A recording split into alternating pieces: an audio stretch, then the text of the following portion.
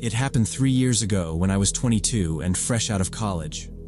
I had a job interview scheduled at an advertising agency downtown for 10 a.m., which would have been my first real job in my field. I left my apartment at 8 to give myself plenty of time, taking the subway because parking downtown is impossible and expensive. It was a Monday morning, so the platform was packed with commuters heading to work. I felt safe in the crowd. I was standing near the edge of the platform, going over notes on my tablet and reviewing my resume one more time, when I felt someone move extremely close behind me. Like, uncomfortably close. I could literally feel their breath on the back of my neck. I instinctively stepped forward, closer to the edge of the platform, but the person moved with me, maintaining that same uncomfortable distance. I turned around, ready to tell whoever it was to back off, and found myself face to face with a man in his 40s wearing a gray overcoat and a scarf that covered the lower half of his face.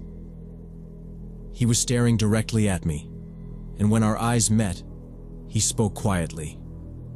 "Nice suit." "Important meeting?" My stomach dropped. How did he know I had a meeting? I mean, I was dressed professionally, so it was a reasonable guess. But something about the way he said it felt wrong. I said, "Please give me space." He didn't move. His eyes flicked to my portfolio, then back. I pivoted so the bag was between us, slid left behind a couple holding coffees. He mirrored me. I didn't want a scene. I didn't want to miss my train. The screen ticked down a minute. Someone bumped my shoulder. I slipped through a knot of people toward a column where a bunch of college kids were arguing about a quiz. I stood with them, pretending to listen and laughing at nothing. I told myself I was overreacting, that I'd sleep-deprived spiraled a normal commute into a story. The train arrived. I boarded with the students and picked a window seat in the middle of the car. Portfolio on my lap, tablet away. I tried to switch gears, rehearse an answer about a campaign I'd built for a class. 2 stops went by. Normal noise. Normal morning. My shoulders came down a little. Then I felt that prickly watched feeling you get when you're sure someone's eyes are on you. I looked up like I was just stretching. He was there, sitting directly across from me, a few seats down, angled so he didn't need to turn his head. There were empty seats everywhere, but he'd picked that one, straight in my line. He wasn't scrolling or reading, just staring. The scarf still covered his mouth. I tried to logic my way out of it. People space out. People look through you. But each time my attention wandered back, his eyes were already waiting. No blink, no flinch. A stop later, I tested it. I watched him in the window's reflection like I was looking outside. He didn't shift. I pulled out my phone and opened a text so I'd look busy, typed to my sister, deleted it, typed again. I didn't want to dump panic on her without a plan. I thought about moving closer to the door, but that meant getting trapped in a corner if he followed. I glanced at the intercom and felt stupid. What would I say? A man is looking at me. The car jolted into the next station. Doors chimed. People stood. I stood too, went with the flow, and at the last second slipped through the connecting door into the adjacent car. I didn't run. I didn't look back. I took a seat near the far end, closer to the opposite door, phone in my hand. Through the glass, I watched the car I'd left. For a few seconds, I saw only elbows, backpacks, an ad for a dental clinic. I told myself he'd stay put because that's what most people do. Then he stood. He walked straight to the connector, opened the door, and came through into my car. He ignored the empty seats at the entrance. He walked down the aisle, slow and deliberate, eyes locked on me, and sat 3 rows behind me. I could see him in the reflected rectangle of the window. My heart was loud enough I wondered if the woman across from me could hear it. I lowered my phone so the screen wouldn't mirror what I was doing and typed, "On train. Man following me." Gray coat, scarf. I stopped there because I didn't know the exact station names by heart, and I wasn't going to twist around for the map. I deleted it. It felt like asking for help I couldn't use. The doors closed. We moved. I angled my body like I was reading the ad above the door and kept him in the reflection. He wasn't pretending to be on his phone. He wasn't pretending to do anything. Just staring. I thought about getting off and finding a conductor, but that meant stepping onto a platform with him right there. And if he caught my wrist and steered me toward a stairwell, who would register it? Staying felt safer. People are deterrents. That's what everyone says. I slid my portfolio under the seat so my hands were free. I tucked my hair into my collar. A couple stood and I shifted 2 seats forward, adding another row between us. 30 seconds later, he shifted too. Same distance. A man in a suit squeezed past and muttered, "Sorry." "No worries," I said too brightly. I looked at the route map and counted stops, like that was my biggest concern. Across the glass, 3 rows back, he was still staring. I was starting to panic now. This wasn't coincidental. This man was deliberately following me, car to car, and I had no idea what he wanted or what he was planning. I still had 4 more stops before my destination. I couldn't lead him to the building where my interview was. What if he followed me inside? What if he waited outside? I decided I couldn't risk it. At the next stop, even though it wasn't where I needed to go, I stood up and headed for the doors. As I stepped onto the platform, I glanced back through the window and saw him stand up too. I didn't run. I walked fast, portfolio tight to my side, toward the exit stairs. My heels clicked on the concrete, quick and sharp. Behind me, footsteps matched my pace. I looked back and he was there, maybe 10 meters behind, not hurrying, just keeping the gap. I moved toward a uniform near the tunnel entrance, a subway security guard with a radio clipped to his shoulder. I probably looked wild-eyed. I said, "There's a man following me. Gray coat, scarf." He followed me through cars and got off when I did. The guard didn't roll his eyes or ask if I was sure. He stepped slightly in front of me and looked past my shoulder. "Where?" he asked. I pointed, keeping my body angled so I didn't lose sight. "By the 4th car," I said. "He keeps staring. He was right behind me on the platform earlier." The guard lifted his radio. "Station to control. Possible stalking situation. Male in gray coat, scarf covering lower face. Check cameras." While he spoke, the chime sounded and the doors began to close. The man slowed when he saw me talking to the guard. He glanced at the guard, then at me, then turned back to the train. He stepped on at the last second as the doors shut. The train pulled out with him on it. I exhaled without meaning to. The guard lowered his radio and looked at me. "You okay?" "I don't want to get back on," I said. My hands were shaking. "Understood," he said. "Do you want to file a report?" "We can take a statement and alert other stations." I gave him the full story in order.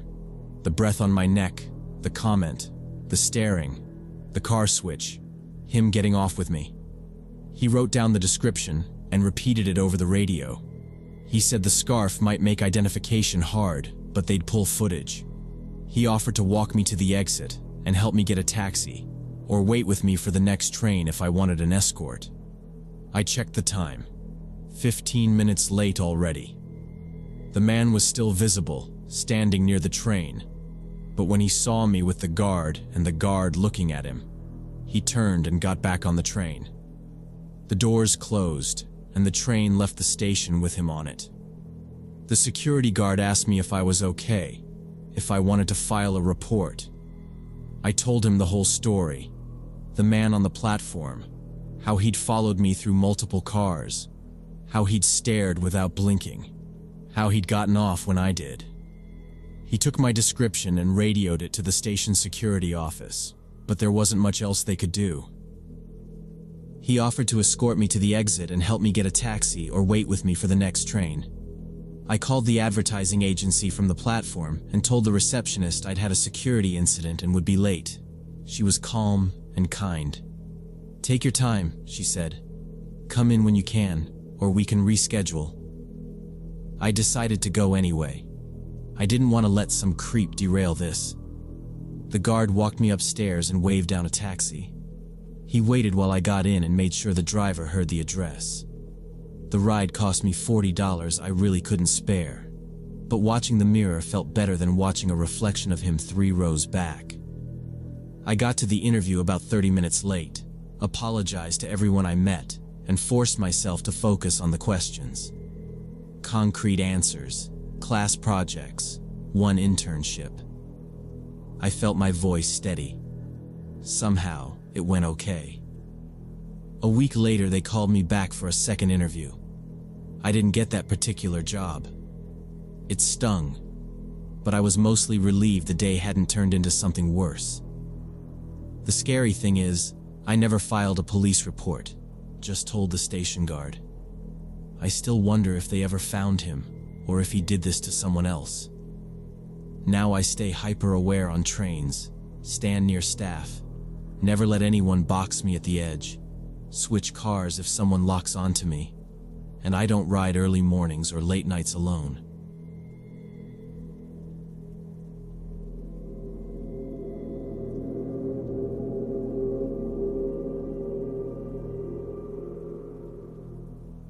I live with my wife in a country house we've been renting for 3 years. I'm 33, she's 31, and we both commute into the city for work, but we like coming back to the quiet. The place is old but comfortable. Neighbors are a good 100 yards away. It creaks sometimes and we ignore it. That night felt different. I was in the living room on my laptop finishing a presentation. My wife had already gone to bed. Around 11:30, I heard a dull thud on the second floor. Not a creak, a drop. I went up. Our bedroom looked normal. She was out cold, face in the pillow, breathing steady. I checked the closet, the window latch, even the laundry basket, just trying to locate the sound. Nothing. I looked in the other rooms, the small office, the storage room with the boxes we never unpacked, the guest room we never used. Everything in place. No fallen frames, no open windows. I stood there a minute, listening, and told myself it was the house settling or heat ducts. I went back down. I picked up where I left off on the deck slides and tried to refocus. About 20 minutes later, I heard a tapping on one of the first floor windows that faces the garden. 2 taps, a pause, then one more. I thought maybe a branch, except there isn't one close enough. I walked over and pulled the curtain. Just dark glass and my own reflection. I couldn't see a thing outside. I grabbed a flashlight from the entry table, stepped onto the porch, and took a slow lap around the house. I lit up the corners, the shrubs by the downspout, under the kitchen window, the spot where the trash cans sit. No movement, no animals. The garden gate was shut like always. I listened for a minute, heard only the hum from the highway way off, and felt stupid standing there in socks with a flashlight. So I went back in and locked the doors again. Deadbolts. I checked them twice out of habit. I told myself to wrap up, sleep a few hours, and finish the notes on the train. I shut the laptop, killed the living room light, and went upstairs. In the bathroom, I turned on the shower, waited for the pipes to knock and the water to get warm. While it heated, I stepped into the hallway to grab a clean towel from the closet. The hallway light went out. It didn't flicker, it just died. I flipped the switch a couple of times. Nothing. I figured a breaker tripped. That happens when the space heater and the microwave run together. So I took out my phone, turned on the flashlight, and headed down to the basement where the panel is. The basement's unfinished and smells like dust, so I don't hang out down there. I walked to the breaker box, scanned the rows. None of the switches were thrown. I pressed each one down and back up anyway, the way my dad taught me. Still looked fine. I stood there a second, annoyed more than anything, and went back up. The hallway was still dark. I tried the switch again, then the one for the staircase. The kitchen light worked. The hallway didn't. I decided to check the bulbs in the fixture. Maybe both blew. Unlikely. But whatever. I pulled a chair from the guest room and set it under the fixture. While I stood there with the chair in my hands, I heard a quiet creak of floorboards from inside the guest room we don't use. The guest room door was closed. That creak was the kind you hear when someone shifts their weight near the window. It's a specific sound in this house. I put the chair down and stayed still. It occurred to me that I had locked the outside doors, but I hadn't checked the upstairs windows in every room. I told myself wind could move the old frames a hair, wood expands, all the rational stuff. My hand was already on my phone light again, pointed at the doorknob. I walked up to the door and froze, listening. Silence. I jerked the door open and shone my phone light inside. The room was empty, just old furniture. But the window was open and I distinctly remembered it being closed that morning. Cold wind blew in from outside. I walked over to close the window and heard footsteps behind me in the hallway. I spun around fast and there was a figure, a vague silhouette, but my phone died and the light went out. I yelled and rushed for the doorway, bumped into my wife in the darkness. She had woken from the noise. She said my name and grabbed my arm, and for a second we both stood still, listening.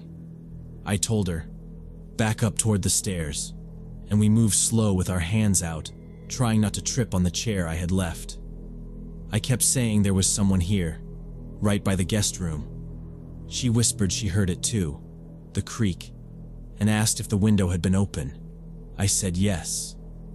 We reached the top of the stairs and I found the banister with my hip. The bathroom shower was still running. I told her I was going to hit the main lights downstairs so we could see what we were dealing with, and to stay right behind me. We went down together. We went downstairs together and hit the kitchen switch. Every light came on like nothing was wrong. The living room lit up. The hallway lit up. The bathroom upstairs kept running. She moved to the base of the stairs while I checked the back door a third time, then the garage door. Locked. I grabbed the heavy flashlight anyway, even though it was not needed now, and we started a room-by-room pass. We searched the office, the laundry nook, under the dining table, behind the couch. I opened the hall closet ready to swing, but it was only coats and the vacuum. No sounds now, except the shower we had forgotten to shut off. We went back to the stairs, and that is when she pointed at the floor. Wet, muddy footprints on the hallway boards, starting just outside the guest room and angling toward the stairs. The pattern was clear. Heel, then tread. Bigger than either of ours. We followed them down to the first step and lost them on the rug by the entry. We did not sleep the rest of the night. I turned off the shower and we sat at the dining table with every light on and my dead phone next to the flashlight. She made coffee because it felt like a task, but neither of us drank it. I used the landline and told the dispatcher we might have had a break-in. She asked if anyone was hurt, if we had seen a face, if any doors were open now. Answering felt dumb because we had nothing solid, just prints and the open window. "We will send a unit," she said. We waited by the front door until headlights came up the drive. In daylight, we walked the yard with the officer. Boot prints under the guest room window, pressed into the mud by the foundation. He took photos and asked about enemies, contractors, deliveries, anything unusual. We told him about the tapping, the light going out, and how the breaker looked fine. He shrugged at the wiring and said old houses do that, but he agreed someone had climbed in. They checked the crawl space and the basement and found nothing. No tool marks on the doors. No damage on the latches. He suggested cameras and said to call if we noticed anyone casing the place. We spent the next night with the alarm armed in a chair under the guest room knob. I added a cheap bell to the chair so it would rattle if anyone pushed it. We changed the alarm code and made a plan. If we ever heard anything again, we leave the house first and call from the car. Logical, simple. Still, the house made us jump. A pipe clicked, and we both looked at the ceiling.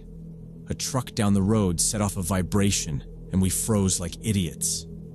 We started looking at rentals online during lunch breaks, calculating penalties and deposits, weighing commute time against sleep.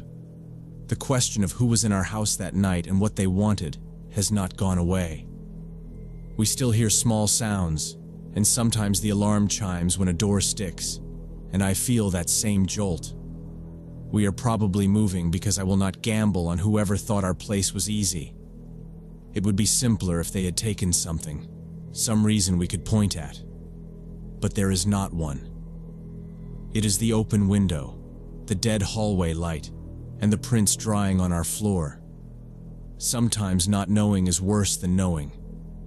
It stays with us every night we try to sleep at home.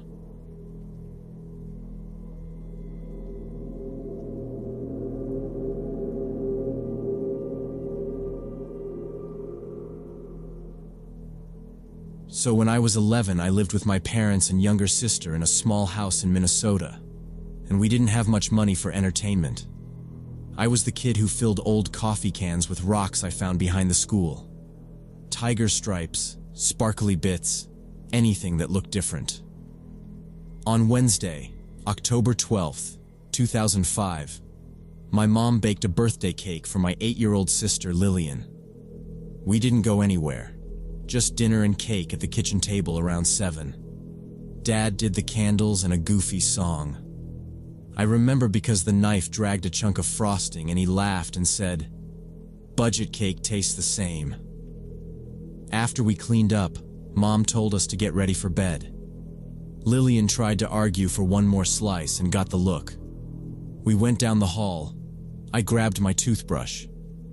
The walls in that house were thin, like cardboard thin, and the bathroom vent carried everything. While I brushed my teeth, I heard my parents talking in the kitchen. I didn't listen hard. Money, bills, the usual, but certain words stuck. "Second job," Dad said. "Warehouse on weekends." Mom didn't like it. She said, "You're already so tired." They weren't yelling, just that tight tone that means a fight if someone pushes. We'd been tight for months. It wasn't new. I spit, rinsed, walked back to the room I shared with Lillian. Our beds were in opposite corners because she kicked in her sleep. She was still buzzing from cake, but she quieted fast after Mom did the goodnight voices through the door. I lay there thinking about my rock cans and how I needed a better red one. Somewhere between that and staring at a crack in the ceiling, I fell asleep. Nothing weird, just a normal night. Around 2 in the morning, I woke up to voices and knew they were Mom and Dad. It jolted me upright because it was too clear. Not like a TV through 2 rooms. This was close, like they were standing on the other side of the wall next to our beds. I looked at Lillian, who was face down in her blanket pile, breathing like a tiny old man. I listened. Dad was saying something about the weekend warehouse job. Same phrasing. "It's just until January," he said. I recognized it because he'd said that exact thing earlier. Mom came back with, "You're already so tired from your regular job." The same shape, same quick inhale before "already," like she was choosing her words. At first, I figured they couldn't sleep and moved the talk upstairs to their room. They did that sometimes with TV shows. If they both liked something, they'd watch it again in bed because nobody wanted the couch. So fine, they were talking. But something was off. The voices felt wrong in distance. If they were in their room, it should have sounded muffled through the ceiling. It didn't. It sounded like it was happening right through the shared wall. I sat there listening for a minute, trying to place them. Kitchen? No footsteps, no chair scrape, no clink of a mug. Bedroom? Maybe. The heat had kicked on once around 11. You could hear the duct ping. I didn't remember it now. It was just them and those exact lines. I replayed the evening in my head to make sure I wasn't mixing it up. I wasn't. He'd said January before. She'd said already so tired. The numbers matched too. He named an overtime rate. She asked about the car payment date. The pattern lined up like someone following a script, and it wasn't a continuation, it was a replay. Dad said, "We need to make it to January." And a few seconds later, I heard the exact same line with the same inflection. Mom responded, "But you're already so tired from your regular job." And I heard that line repeat too, maybe 3 seconds after I remembered it. I was hearing the same conversation from earlier, but live, happening again right now. I got out of bed slowly so I wouldn't wake Lillian and walked to the shared wall. I pressed my ear against it.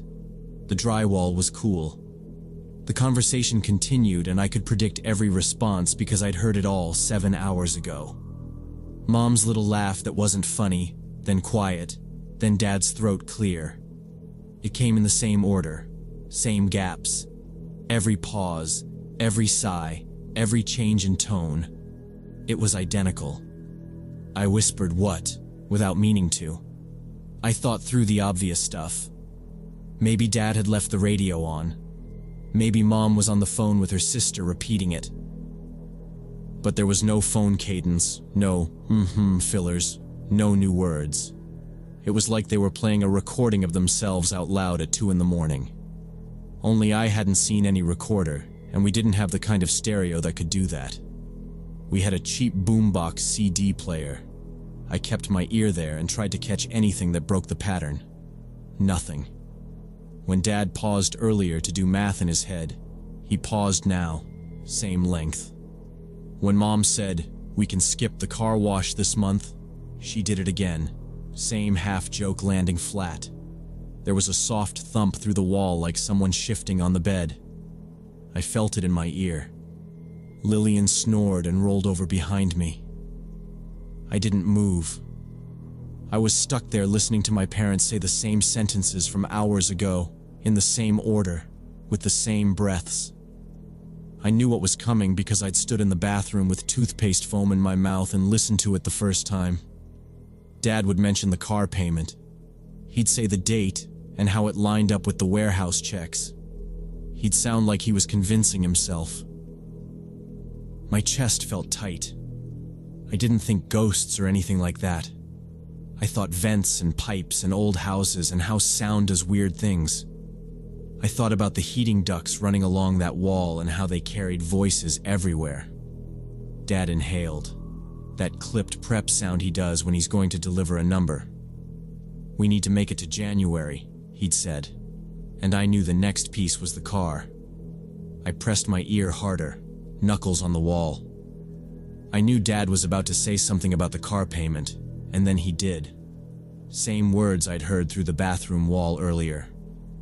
I wanted to go into their room, but something stopped me.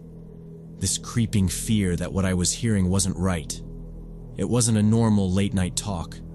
It wasn't even an argument. It was a recording that didn't exist playing itself back in real time. And I had this dumb thought that if I opened their door, I'd find nothing. Like the voices would vanish, and I'd be standing there like an idiot. So I stayed where I was, ear against the wall, trying not to breathe too loud. I could time it. The pauses came when I knew they would. Dad's chair would have squeaked there, except there was no chair now. And Mom would have said, "We'll cut groceries." And there it was again, the same quick apology after it, like she felt bad hearing herself say it. I stood there for what felt long, and then counted my breaths to guess 10 minutes. The lines wound down exactly like before. The last bit, Dad saying he'd call the warehouse guy, and then the tiny silence after, that helpless one I'd heard while brushing my teeth. Then nothing. The house settled. Lillian mumbled and flipped her pillow. I waited another minute because I wanted to catch a stray word, any evidence this was a normal thing. Nothing came. The silence felt thick in a way I can't explain without making it sound spooky. But it wasn't that. It was like a TV turned off in the middle of a sentence. I got back in bed and stared at the ceiling, wide awake. My hands were cold and I tucked them under the blanket and just lay there watching the faint line of the doorway. I tried to reason it out. The heater vents, old wires, some weird neighbor thing bleeding through. But it was my parents' words from my kitchen. Word for word. I didn't sleep at all. My brain kept replaying the parts I could predict, which was all of it. In the morning, everything was normal. The kitchen smelled like toast and coffee. Lillian was cranky because Mom wouldn't let her have cake for breakfast. Dad looked worn out, but that was typical.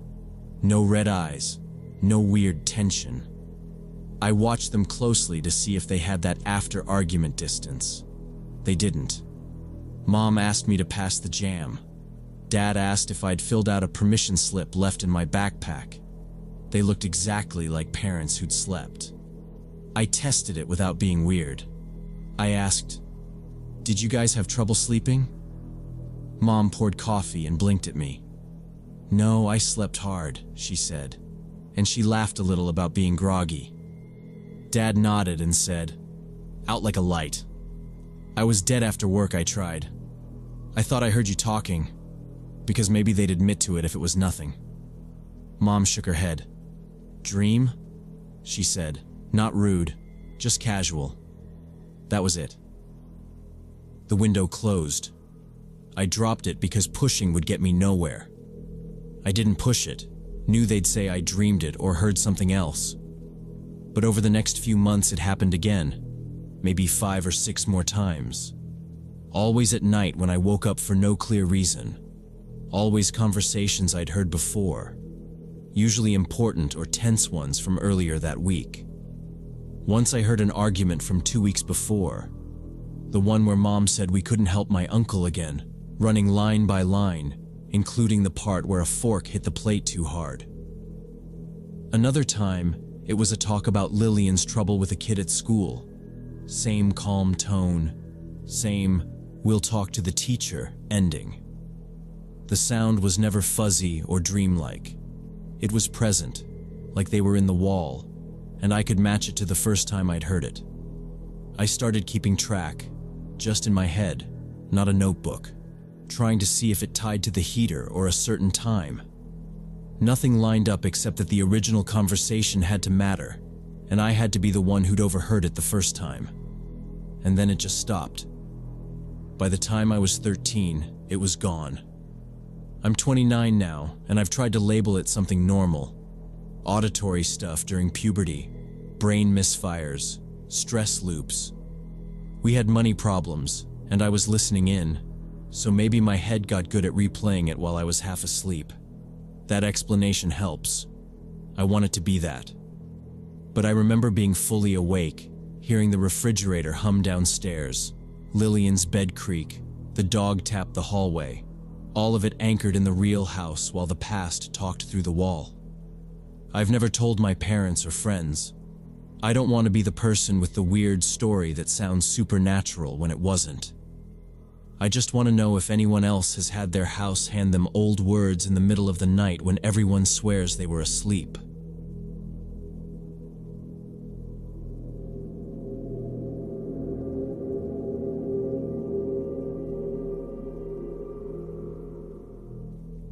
So, when I was about 24, me and my coworker Ashley decided to hit the gym after a brutal shift. We both worked at a call center, and sitting in a chair for 8 hours left us restless. I remember the headset indent on my hair, and how my lower back felt like a knot. Ashley's place was on the way, so we stopped there first for her to grab workout clothes. She ran inside, yelled something about 2 minutes, and I waited in my car scrolling Instagram and trying not to think about the pile of emails I'd ignored. On the way out, she rubbed her temple and asked if we could stop at the pharmacy near her house because she needed painkillers for a headache. The pharmacy was in one of those small shopping centers that looks half abandoned at night. I parked at the far end of the lot near a shut-down electronics store with a papered-up window and a faded "For Lease" sign. The only place still open was the 24-hour pharmacy in the corner. It was around 10 p.m. and the lighting was patchy. A few lampposts were dead, and the rest flickered like they were thinking about it. Next to my car was a white van with tinted windows and a cleaning company logo on the side. There were mops and buckets on the ground like someone had been unloading equipment and then got distracted. Ashley unbuckled, said, "You want anything?" And I said I was good, then watched her jog toward the bright sliding doors. I stayed in the car with the doors locked because that's just how I am in parking lots at night. I cracked my window a finger's width for air and kept my phone in my lap, screen on. Maybe 3 minutes went by. I was halfway through a friend's vacation story when I saw the back door of the van open in my side mirror. A man in dark coveralls stepped down and walked to the cargo area like he was looking for something. He moved like a guy who knew exactly where everything was supposed to be, which is why it stood out when he stopped and looked directly at my car, even though I wasn't doing anything. I went still. He stood there for what felt like a long time, maybe 20 seconds, just staring. No clipboard, no phone, no obvious reason to be focused on me. Then he started walking slowly toward my door. I swallowed and rolled the window down another half-inch, thinking maybe he wanted me to move if I was in his way, or warn me about a spill. Something normal. My hand hovered over the window switch. I had the keys in the ignition but the engine off, because I didn't want to sit burning gas for nothing. He got close enough that I could see the shine of something on his sleeve, probably cleaner, and I said, "Hey, am I in your way?" He didn't answer. He stopped about 3 feet from my door and turned around without a word. The whole thing felt wrong. Not dramatic, just the kind of wrong that makes you sit up straighter. He went back to the van and disappeared inside. I watched him in the mirror, trying to act like I wasn't watching him. He was moving boxes around, head down, quick motions like he'd lost something. A minute later, he came back out holding something metal that looked like a crowbar or a long wrench.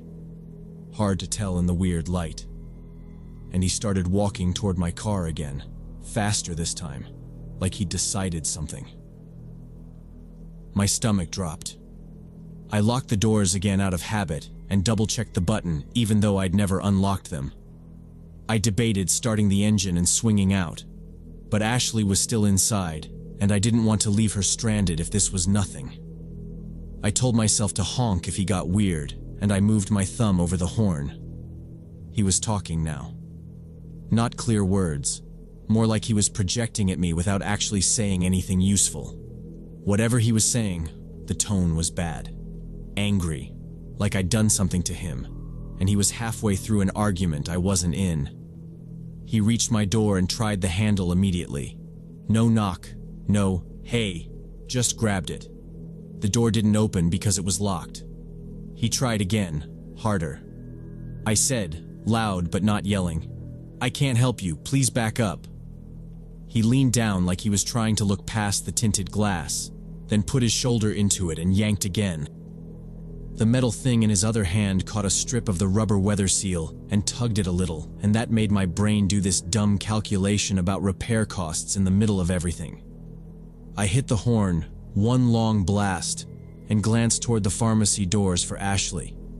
No one came out. The man flinched, looked at the store briefly like he was checking for witnesses, then came right back to my handle and pulled again. I reached for my keys and fumbled them, dropped them, felt them wedge between the seat and the console.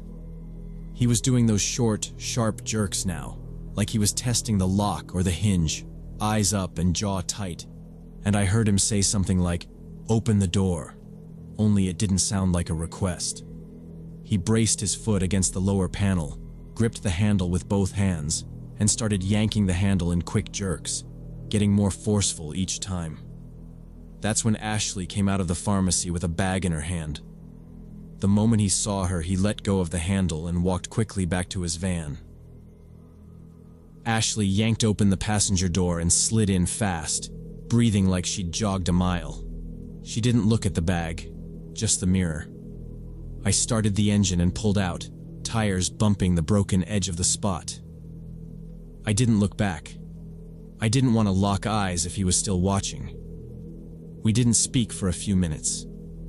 The pharmacy bag kept crinkling in her grip.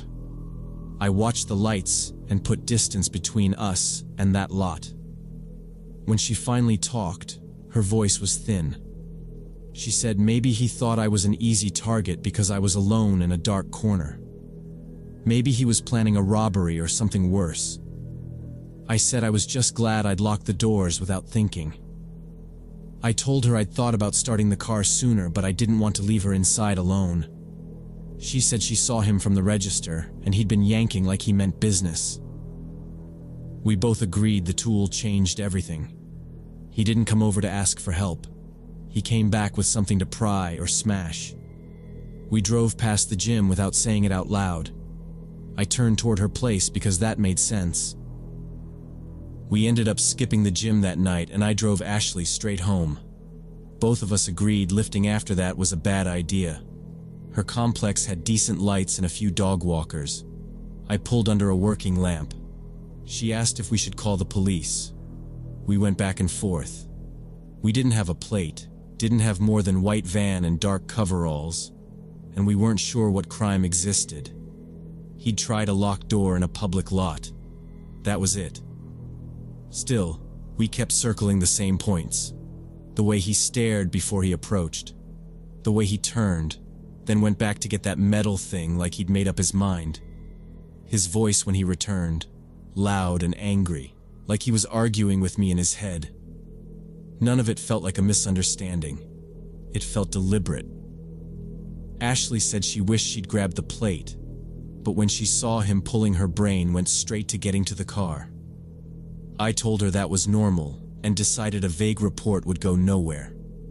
I walked her to the entrance and waited until she was inside. Driving home, I kept replaying it and checked my doors at every red light. I took main roads, parked under a bright lamp, and scanned the lot before I got out. I checked the back seat twice because I was rattled. I put my keys in a small flashlight by the door and dug out the pepper spray to test the safety. I set a reminder to replace it and slept badly. The next day at work, we told a couple coworkers. One guy said, "It's a parking lot, weird stuff happens," like that covered it. Another woman said her sister had almost been carjacked the same way, and to start the engine the second you sit. That stuck, and I started doing it. I avoid that shopping center now. At night, I park under a light near people and lock my doors right away. Ashley moved 6 months later. She texted that the pharmacy shut down and the whole center is abandoned. I wonder what else happened there.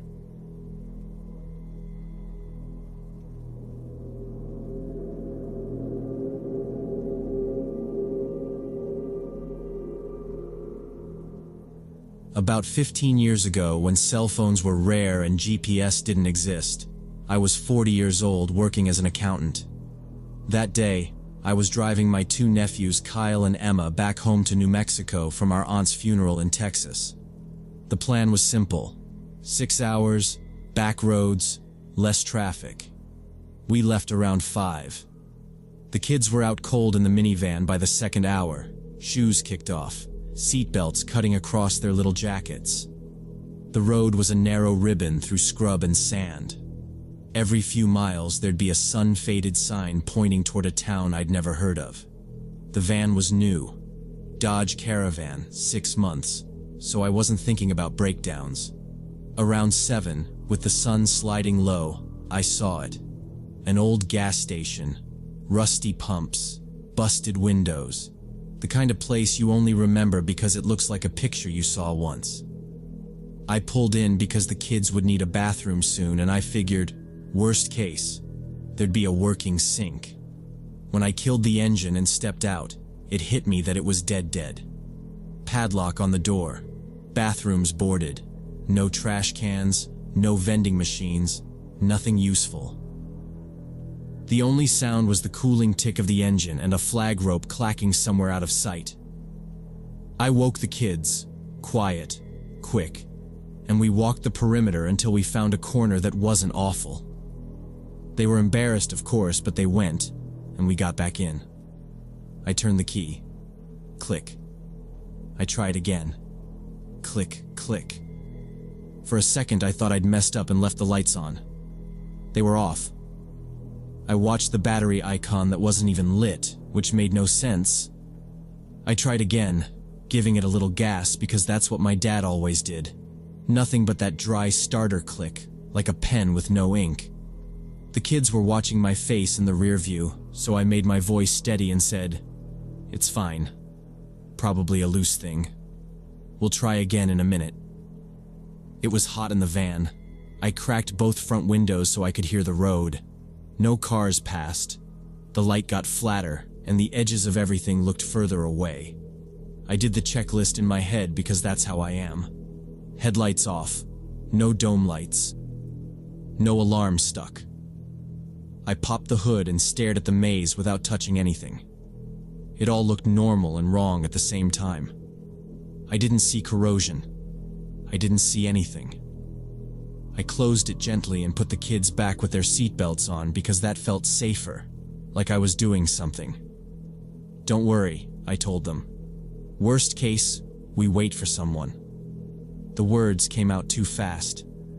Emma asked if we'd sleep here and I said, "No, we'll be home tonight," like I could make that true by saying it. 20 minutes later, almost dark now, headlights crested the rise, and I felt this stupid relief that I could actually feel in my knees. A white pickup turned off and rumbled into the lot, slow, like the driver wasn't sure about the ground. He parked 2 spaces away from my van, angled so his lights washed both pumps and the front of my hood. Guy gets out, about 50, faded t-shirt, jeans, baseball cap that had sweat salt on the brim. He raised his hand, kind of a lazy wave. "Evening," he said, friendly and not too friendly. "Saw you sitting. Thought I'd check I kept my door half closed with my hand on it." "Thank you. It won't start.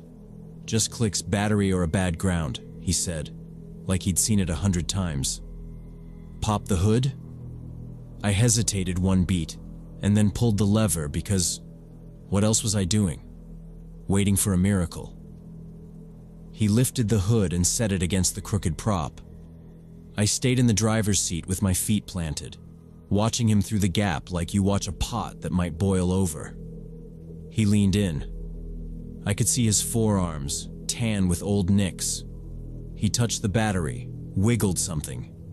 Metal tapped metal. He didn't talk for a moment. Then a small, like a mechanic who doesn't want to scare you. "Loose terminal," he called out. "Common on these. Whoever last touched it didn't tighten it right." He was still half bent under there. I could only see his hands and the lower part of his shirt. He tapped again and something rattled. "You been on rough roads?" he asked, casual. "Back roads," I said. "From the funeral." He didn't react to that. "Yeah. Vibration'll do it." He reached into his pocket and I sat up straighter. Ridiculous fight or flight hitting me even though it was just a pocket. He pulled out a small flashlight, the kind with a rubber ring around the head, clicked it on with his thumb, and stuck it between his teeth so he could use both hands. The light jittered. He said through his teeth, "It's just a dirty contact. Not a big deal." Behind me, Kyle whispered, "Is he fixing it?" I said yes, because that's what it looked like. The man twisted the cable and then let it fall back. His hand disappeared for a second and came back with a short, flat tool, or maybe it was just a key ring. He tapped the side of the battery again. "Best to clean it so it won't happen again," he said. "But I need a second set of hands." He stepped back an inch and lowered the flashlight. "Can you come hold this beam for me?" Right here, I was about to get out, hand on the door, when the kids both said they were thirsty. It wasn't whining exactly, more that flat, tired voice kids use when they're done. I told the man, "1 second, I'll grab water from the trunk." He said, "Go ahead," without looking up. I walked to the back, kept the door in view, and dug around in the bag until I found 2 bottles. While I was tearing the seals, he kept talking under the hood. Little mutters like, "There you are," and "Hold still." And then it went quiet. I handed the bottles through the sliding door and told them small sips. I closed the trunk and turned around. He was standing straight now, next to the open hood, holding something long and shiny in his hand. It looked like a big syringe without a plunger, or a needle for something you never want to be around, about a foot long with a metal tip. He stared at it for a second with this focused look I didn't like, too thoughtful, like it meant something to him. I heard myself ask, "What is that?" He rolled it in his fingers and said, "Calm." Was lying right on the engine, under the air filter cover. "That yours?" I said I'd never seen anything like it. He set it on the hood, metal on metal, and said he'd try a jump now, grabbed for his keys, and walked back to his truck. While he went for the cables, I stepped closer to the hood because if something weird was sitting there on my engine, I wanted to see it up close before it vanished. It was a straight metal tube with a very sharp tip, not a factory anything. More like something someone made in their garage. The seams weren't clean. There were shallow scratches and a couple of dark spots that looked wiped, like someone had scrubbed it with something and missed corners. I put my hands on the edge of the hood so I wouldn't touch it. He came back carrying red and black cables and didn't look at the thing again. He clipped the clamps to his battery, then mine, told me to try it. I turned the key. The van gave a solid crank and caught on the second rotation. Relief hit so fast my hands shook. I said, "Thank you," and reached for my purse to pay him because that felt right, and also I wanted a clean ending to this. While I was looking for bills, he came to my window and kept his voice low. "Ma'am," he said, eyes on the hood. "That thing wasn't sitting there by accident. It was put there, and not long ago. It's not for fixing cars. If I were you, I'd call the police when you get to town." My stomach went cold, like I'd swallowed a stone. "What do you mean?" I asked. He just shook his head once, like he wasn't going to get into it in front of the kids or on the side of the road.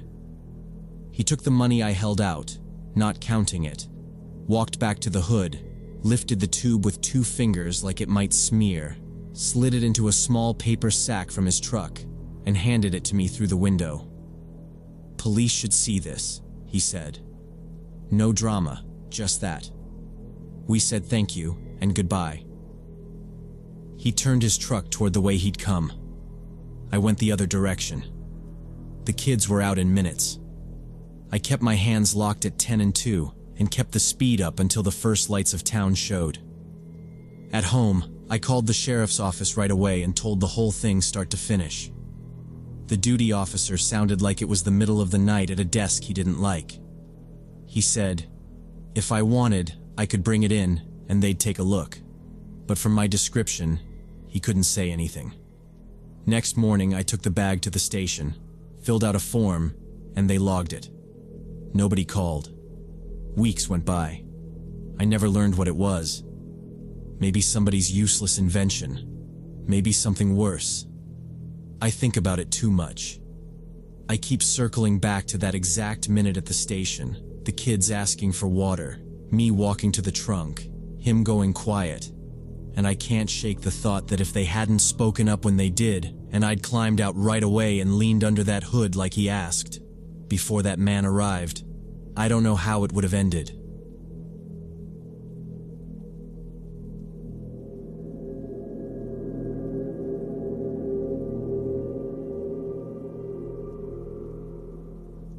Back in spring of 2021, me and my cousin Travis ran a blog about abandoned places. Starlight Inn was on our list for 6 months, but we kept putting it off because the place was far from the city. The motel sat by the old highway, which stopped being used after they built a new one 2 miles west.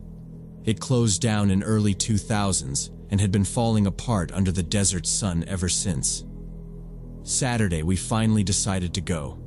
Travis brought his girlfriend Emily, who did professional photography for the blog, and I invited my friend Rob, who liked exploring these places and was useful when we needed to climb through tight spaces or pull ourselves up somewhere high. We arrived around noon when the sun was beating down so hard the air shimmered over the asphalt. We pulled off the empty 2-lane and sat for a minute with the AC on low. The main sign had lost its plastic panels, so the metal frame just rattled in the wind. I was 24 and felt weirdly nervous, like we were walking into somebody else's memory, not a ruin. Travis said, 15 minutes tops in each building. If it's sketchy, we back out.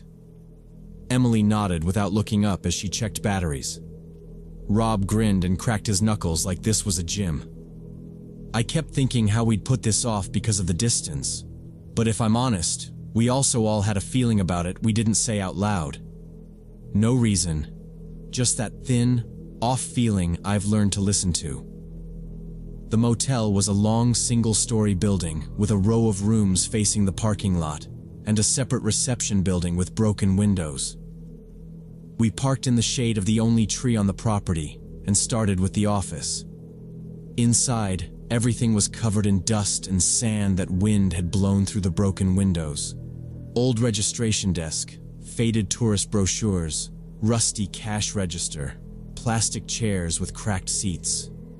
Emily took photos trying to catch how sunlight came through dirty windows, creating dramatic shadows. Rob found a set of room keys behind the desk and suggested checking out the rooms, though most doors were already open or torn off hinges. We left the office and walked along the row of rooms. A few steps in, I noticed footprints. Not clear ones, just scuffs in the grit that weren't ours. Fresh enough to show shapes before the wind erased them. I mentioned it. Travis shrugged but slowed down. Could be ours from 5 seconds ago, he said, then looked back at the straight line of our prints and the older ones curving off to a side door.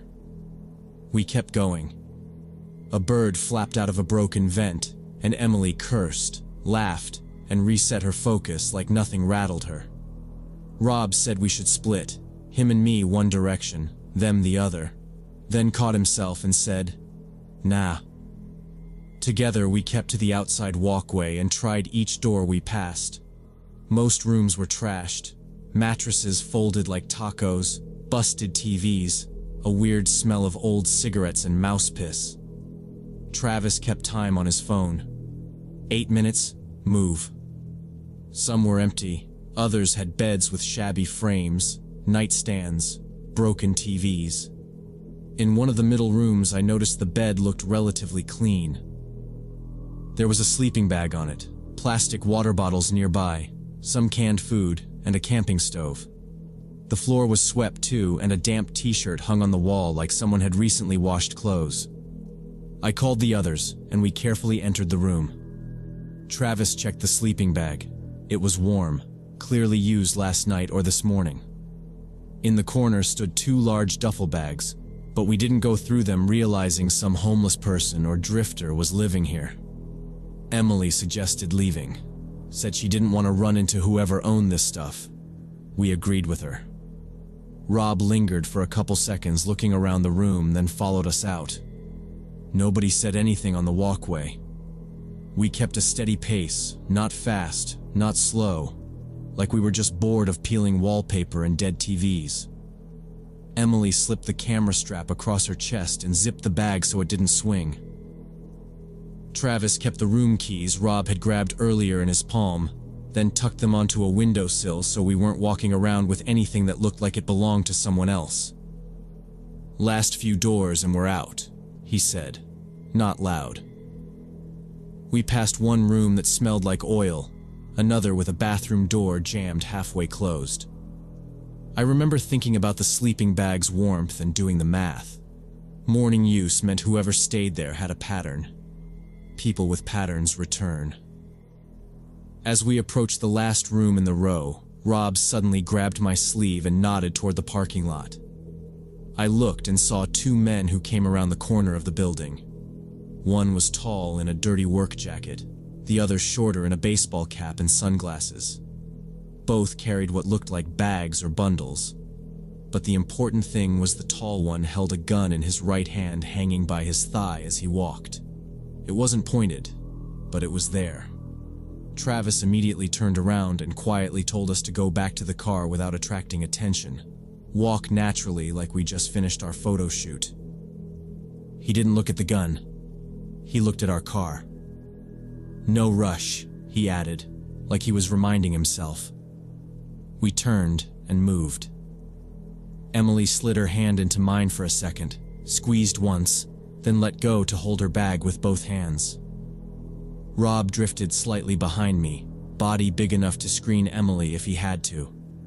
We hit the brake in the walkway and took the direct line to the car. I kept my eyes on the windshield, using the left edge to track motion. The two guys didn't speed up. The tall one adjusted his grip on the bundles with his free hand, the gun still low. Shorter one looked at us, then away, then at the door numbers. They had a destination, and it wasn't us. Relief is tricky because it makes you sloppy, and I forced myself not to exhale like I was done. We slowly walked to our car, trying not to look at those two, and I could see from the corner of my eye they headed to that same room where we'd found the sleeping bag and duffel bags. Emily put her camera away with shaking hands, and we got in the car, trying to do everything calmly. "Seatbelts," Travis said, and that normal word sounded strange. He turned the key. The engine caught, and he let it idle for a beat instead of gunning it. Rob said, "Windows up," and I hit the switch. I didn't look in the mirror. I didn't want eye contact to become a thing. We rolled forward like we were just done with a boring place. At the exit to the lot, Travis used his blinker, habit, or maybe his brain needed something automatic, and we turned toward the old highway. I looked once. The two men had reached the room. The tall one nudged the door with his shoulder, gun now tucked close against his leg, and the cap guy scanned the lot. He paused on our car as we pulled away. I saw my own hands on my knees, whitening at the knuckles. No one said a word until the motel shrank in the dust behind us.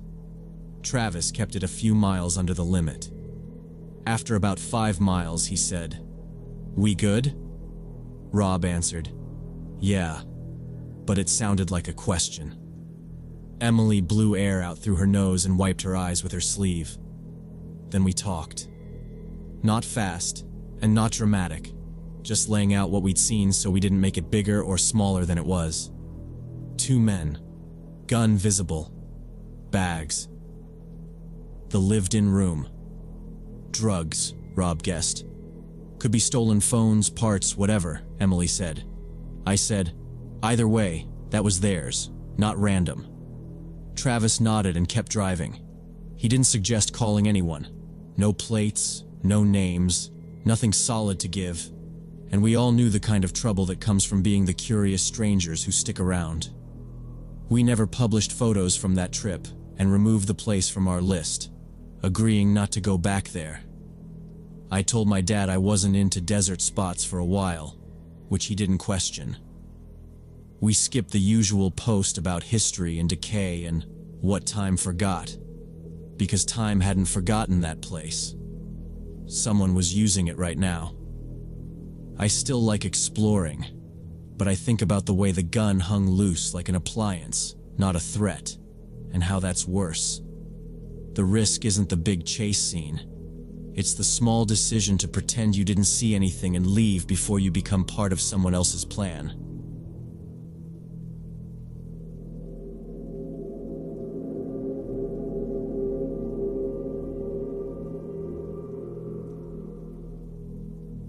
I found her for the 3rd time in an hour. The same tall blonde in a leather jacket, sitting in a dark dressing room, even though the show had ended 45 minutes earlier. Now I'll explain why that was so strange. I work as a tech at a mid-size venue downtown, and my shift doesn't end until the building is empty. That night an indie band played. Packed crowd, good energy, but by midnight everyone was gone except crew and 2 guards downstairs. My job, walk every backstage room before we lock up. The first time I saw her was around 11 in the hallway behind the stage. She said she was waiting for a friend in the band. Fine.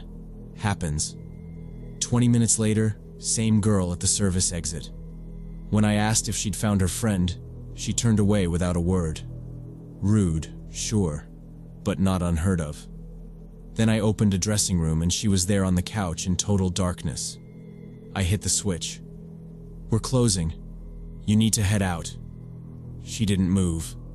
She stared at a phone, but the screen was black. No lock screen, no glow. Just the dead reflection of the ceiling light.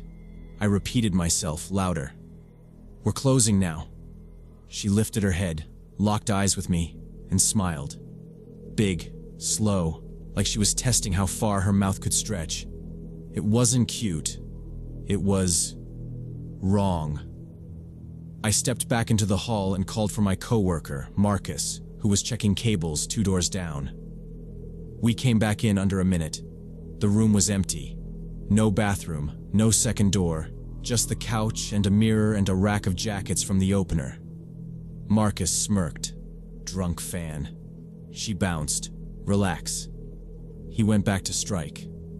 I tried to shrug it off, but that smile sat heavy in my chest. I did a proper sweep. Women's restroom, green room pantry, 2 stairwells, props closet, nothing. Each space empty enough that my footsteps sounded too loud. I told myself she'd slipped out while I was grabbing Marcus, but that didn't line up with how quickly we returned. Still, I kept moving, checking off rooms like I always do because procedure is what keeps things from getting stupid. Downstairs, I found Dave at the front desk. There's a girl still inside, I said. Tall, blonde, leather jacket. Won't answer questions. I think she's hiding. Dave rolled in his chair to the monitors and started scrubbing through the cameras. We watched her come in with the crowd at 8-something. We watched the lobby empty. We watched staff leaving one by one. No shot of her going out. No side door exit. No alley. Nothing. Okay, Dave said, standing. Let's go. He's the type who doesn't make drama when a simple walkthrough solves it. We split up to save time. He headed for the auditorium rows. I took the offices and the equipment floor on 2. I've done that route 100 times. The quiet can mess with you if you let it, but I don't. Count doors, check locks, move on. When I opened the equipment room, I heard motion in the far corner. Not a rat, not a drip. Weight shifting. Something bumped wood against metal, like someone nudging a stack of crates. I hit the main light. She was behind the stand rack, half hidden by mic stands and flight cases. Standing still, chin up, eyes on me like she'd been waiting for that light. "Why are you hiding?" I asked. "What do you need?" My voice tried to be calm and landed shaky. No answer. She stepped out into the open. 1 step, another. No hurry. Nothing aggressive on paper, but it didn't read normal. People who need help say so. People who want to leave ask where the door is. This was neither. She watched my hands more than my face. I noticed that and tucked my keys into my pocket because suddenly it felt like a bad idea to have them out. "Security's on the way up," I told her. "Not a threat, just information. You can walk with me, or we'll walk you out together." She drifted her gaze past me to the door, and then right back, like she was measuring distance and timing. The jacket was the same one from the hallway. Clean, expensive, not typical hammered fan gear. Her hair looked salon done even after a show night crush. I know how people look after concerts. She didn't match the pattern. I shifted so the door was to my side instead of at my back. Look, I don't care why you stayed. We just need to close. Let's go. Another step. She was inside the boundary where people either stop to talk or push through you. I didn't smell alcohol, didn't see glassy eyes, just that too wide smile from before, tucked away now, like it could be pulled back out if needed. She kept staring at my chest, like she was reading a tag. We don't wear name tags. My radio cracked on my hip, Dave's voice, muffled, but I didn't reach for it. Her attention ticked to the sound, then to my hand, then back to my face. I decided I wasn't giving her an excuse to lunge for anything. Do you have a friend here? I tried again. Someone I can call? Practical questions. It's the only way you get people to move. She finally spoke. You work here. Flat, like stating the weather. No question mark, no interest. Yeah, I said. That's how I can help you leave. She took another step. We were a couple of arm lengths apart. No yelling, no sudden moves. Just a sense that the room had shrunk around us. Behind her, a half-open road case sat with gaffer and cutters inside. I pictured the blades and then got mad at myself for even thinking about what was inside a case that should have been shut. Stop there, I said. Calm, clear. We're done in here. We're going downstairs. Her eyes flicked to my left, to a gap between racks. Her heel angled like she might bolt that way. I realized two things at once. The gap led deeper into the maze of cases, and I was the only person between her and a whole lot of places to hide. I understood that I did not want to be in this room with her by myself. I stepped out fast and slammed the storage door, kept my hand clamped on the handle from the hall side. No inside lock on that one. I radioed Dave and gave the exact spot. Second floor, equipment storage, east wing. He said he was coming with a partner. I leaned my weight into the door and held it. Inside, she moved. Not pacing. Small shifts, a scrape, careful weight. She didn't try the handle. That bothered me more than if she had. I told her security was coming. Nothing back. About 2 minutes later, Dave and the other guard came up the stairs at a jog. I let go. They swung the door open and hit the lights. No one. The room had one exit, the one we held. No windows. The vents were narrow strips you couldn't put a forearm through. Dave walked the aisles slow, peered under the bottom shelves, lifted the skirting on 2 cases, checked behind the stand rack. Absolutely empty. The air felt flat, like a trick had happened and we'd missed the move. You sure it was this room? He asked. Yes, I said, steadier now that I wasn't alone. Same rack, same stands, same road case, same tape on the floor. He shrugged, wanting a simple box to put it in. People mix up doors in these halls. He wasn't condescending, just practical. We went methodical after that. 3 of us, floor by floor. Dressing rooms, offices, loading dock, green rooms, catwalk access, the little wardrobe closet no one remembers until tour days, bathrooms and utility cages, the broom closet with the busted hinge. Nothing. Every lock set, every hall clear. Auditorium rows empty except for wristbands and a hoodie we tagged for lost and found. Downstairs, Dave scrubbed the feeds again. We watched her come in with the crowd. Clear as day, leather jacket, hair, hands tucked in. We watched the show end and the lobby drain. No exit clip matched her. Dave rubbed his jaw. Second floor service exit has a blind spot. If she was smart, she could have timed it. It didn't match the door I'd held shut, but the cameras were what we had. We had to close. I signed the checklist near 3 and headed out, and that smile kept looping in my head like a bad jingle. A few days later, between load-ins, Another guard, Nate, said someone had jimmied a few dressing rooms the week before. Police were looking for a suspect, blonde in a leather jacket. I told him exactly what happened with me and Dave in the storage.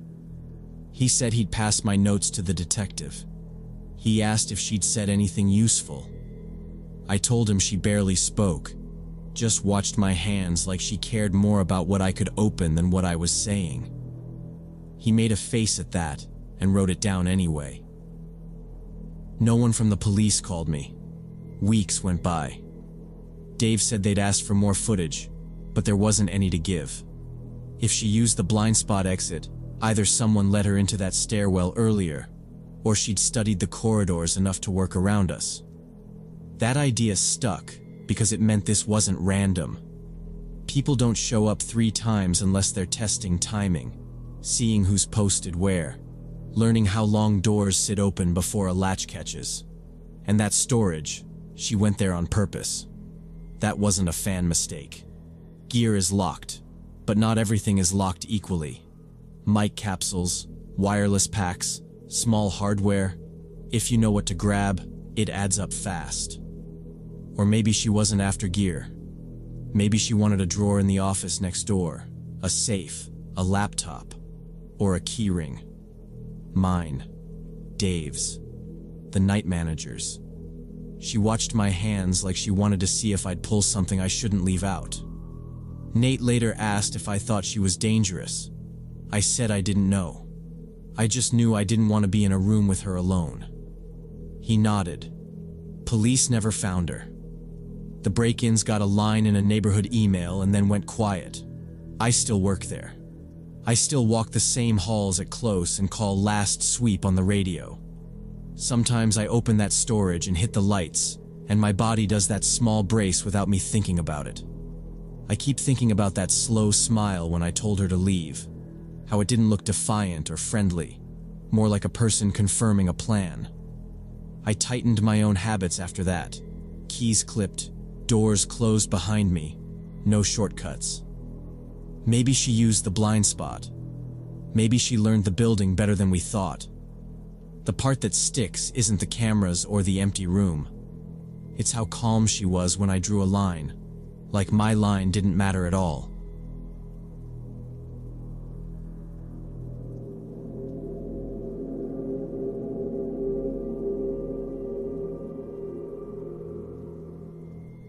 When the gray sedan rolled into the car wash for the 3rd time that night and the guy just stood there staring at my office, I knew something was seriously wrong. It was 2 a.m. on a Tuesday. I was alone at this 24-hour self-service car wash in the Portland suburbs, doing inventory and checking equipment. The first time the sedan showed up was around midnight. Driver got out, walked around his car for maybe 10 minutes, didn't use any of the wash bays, just left. Second time was an hour later, same deal, except he came up to the office window and stared inside while I pretended to be busy with the computer.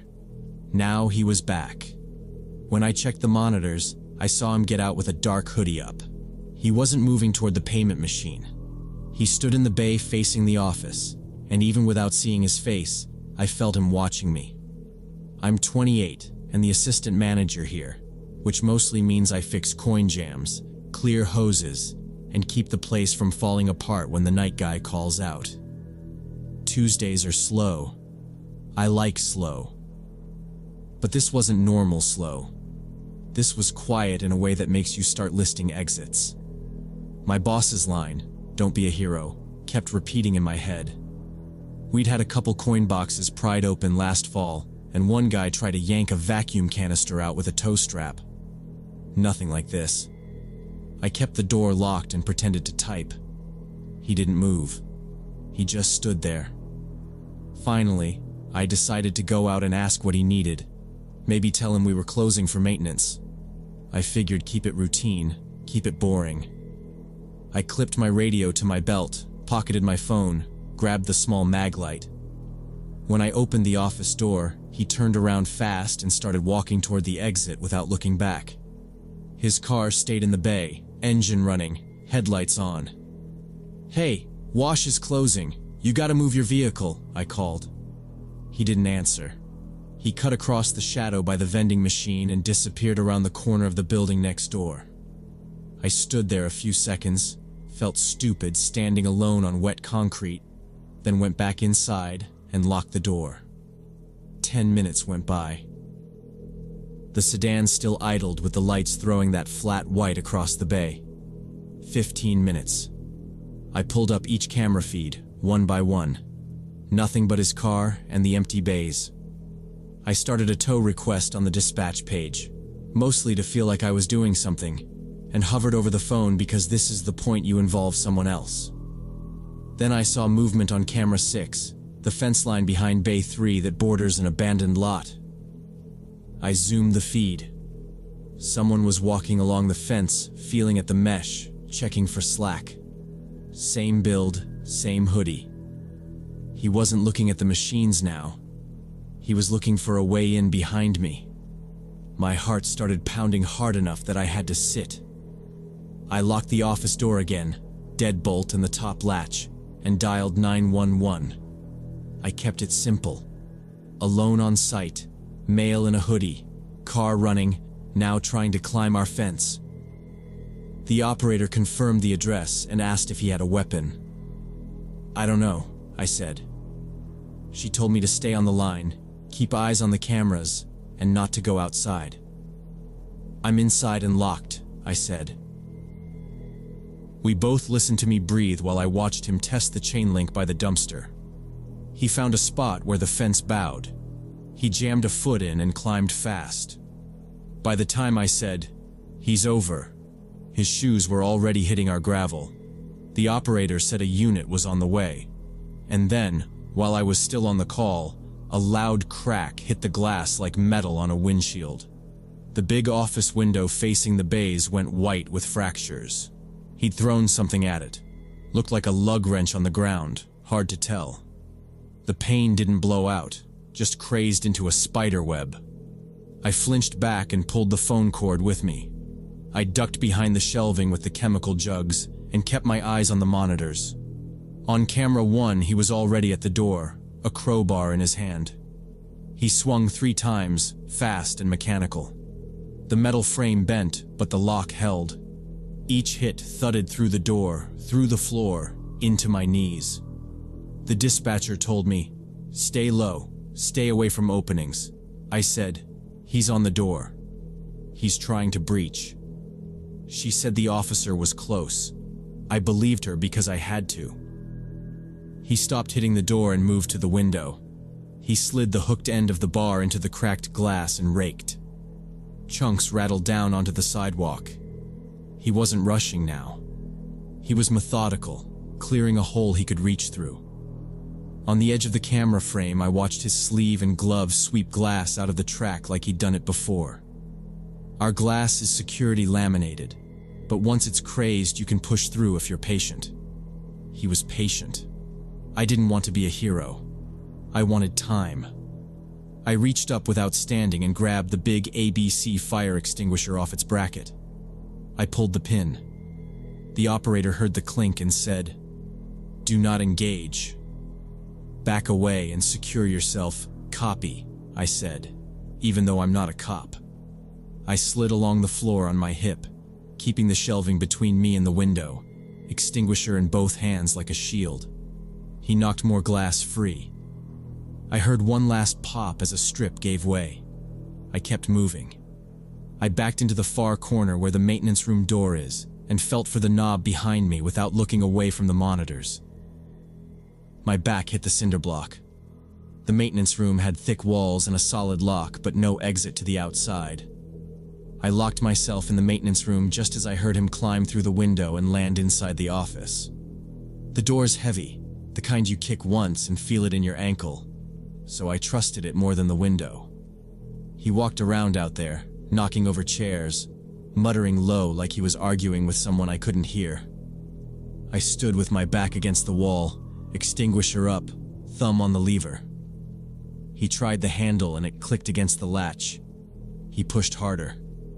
Nothing. Then he said, way calmer than his footsteps sounded, "Hey man, I just wanted to talk."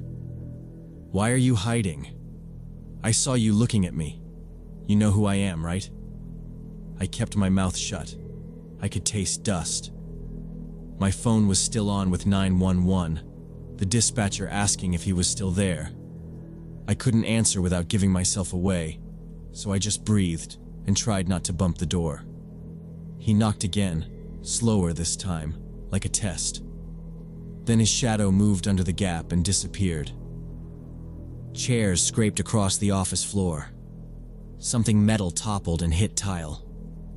I tried to listen for the car outside, but the engine noise had blended into everything. I counted to 20 and then 30, the way they tell you to do in first aid, and then I stopped because my counting got loud in my head. The silence stretched. I thought maybe he'd left. I leaned an inch toward the door to check the frame camera, and that's when the sirens finally cut through from the street. They were close, shouting, real voices, not in my head. Police! Hands! Boots hit the concrete outside, more yelling, and then a pound against the office door that wasn't him. I was still frozen in the corner when a crash shook the room. Something heavy knocked over, followed by a scuffle and that deep grunt people make when they're losing. The dispatcher told me to stay where I was. I did. I heard a taser crack, or maybe it was just a baton hitting metal, and then the yelling turned clear and steady the way cops talk when they're cuffing someone who's no longer fighting. A minute later, there was a knock at the maintenance door. Police. You're safe. Do not open until we tell you I said I was inside and alone. They asked my name and had me repeat it. Then, we've got him detained. Slowly open the door and keep your hands where we can see them. I set the extinguisher down, hands up, turned the deadbolt, and opened it a few inches. A uniform filled the gap. He looked past me first, then at me. You hurt? I shook my head. He had me step out while another officer cleared the room behind me. My legs felt rubbery and I hated that, but I walked. They had the guy in handcuffs on the floor by the office desk, 2 officers holding him while a third picked up the crowbar and bagged it. He was breathing hard, hoodie half off, face blank in a way that didn't read drunk or high, just empty. His sedan still idled in the bay with the door open, headlights burning. An officer told me they'd secure the car and run it. I kept staring at the broken window and then the hole he'd cleared. I remember thinking how slow and careful he'd been with the glass, like he had all night. They loaded him into the patrol car. Another cop, older, walked me through what they needed. License, brief statement on scene, then I could finish the longer one later. He told me the guy had a folder in the car. Photos. Employees. Me walking across the lot a few different nights, a couple taken from the sidewalk, one through the office window where I'm leaning over the register. The dates looked like weeks, not days. He said the guy had been under psychiatric care, had stopped taking medication. He said it like a fact, not an excuse. They asked if I'd noticed him before. I tried to think back. Maybe he'd come through a few times and I didn't clock him because people blend together when you're closing. I said no, not really. By 4, the scene was mostly cleared. I swept glass into a trash can because standing still made me feel worse. The officer told me I didn't have to, that the manager could handle it in the morning. But I needed to do something normal. I finished out the shift sitting in the maintenance room with the door open, extinguisher at my feet, and the monitors up high. Dawn made the place look less like a trap, but I didn't trust that feeling. My manager rolled in early, took one look at the window, and asked if I was okay. I told him the story straight through once, then again slower when he asked what the police said. He offered to count my hours and said we could change my schedule, move me to mornings, or even transfer me a couple towns over. I nodded because he was trying, but I'd already decided. I typed out a short resignation and handed it to him. He asked me to sleep on it. I said I had, for years, in break rooms and cars and back offices. And this was it for me. I'm never working alone on a night shift again. I don't care how much they pay.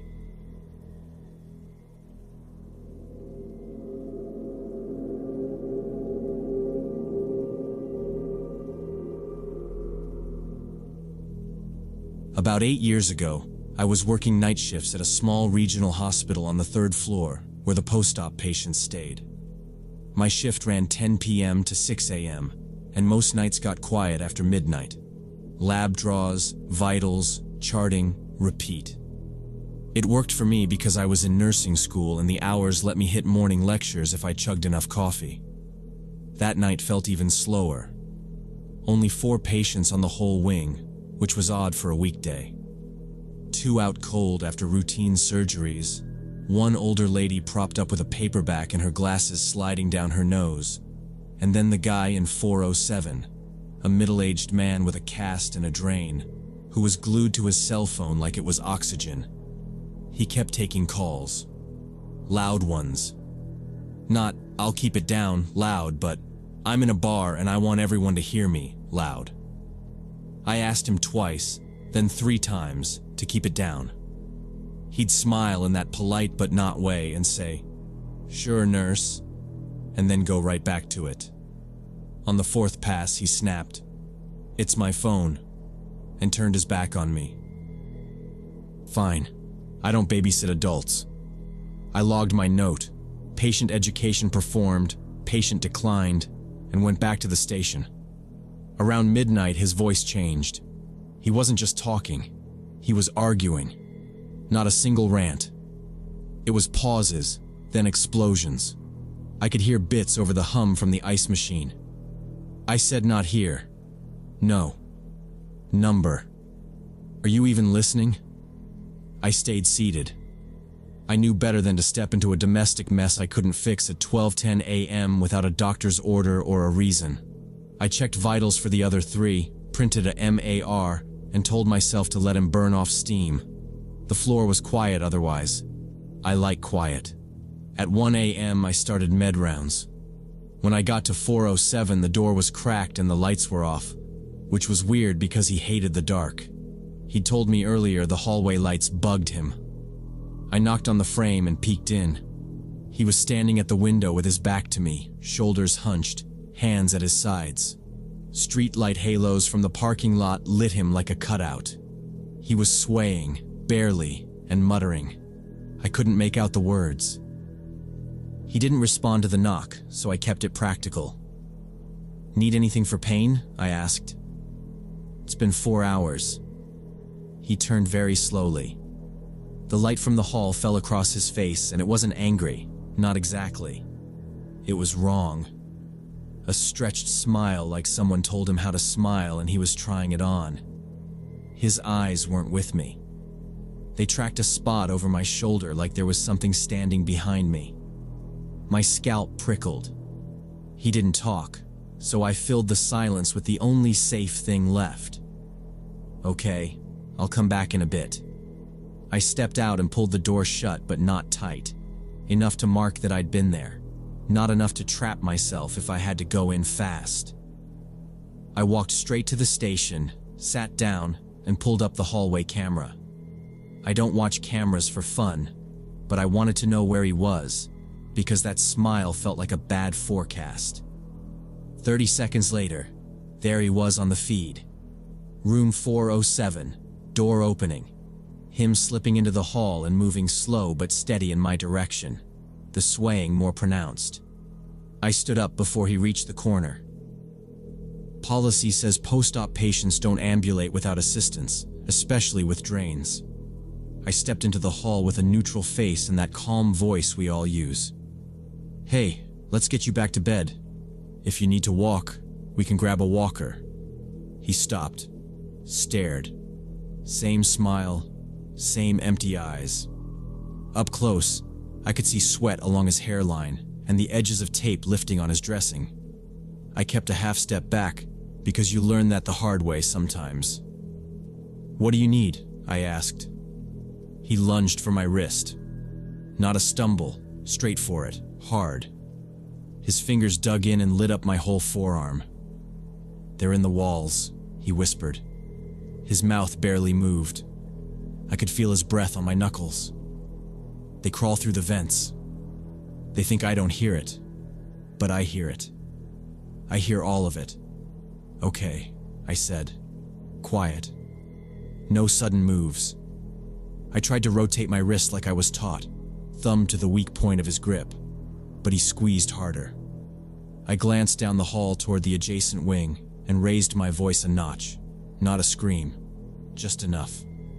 "Jen," he kept whispering, "don't let them take the screws." "They take the screws out and then it opens. It opens and—" "Jen," I repeated louder.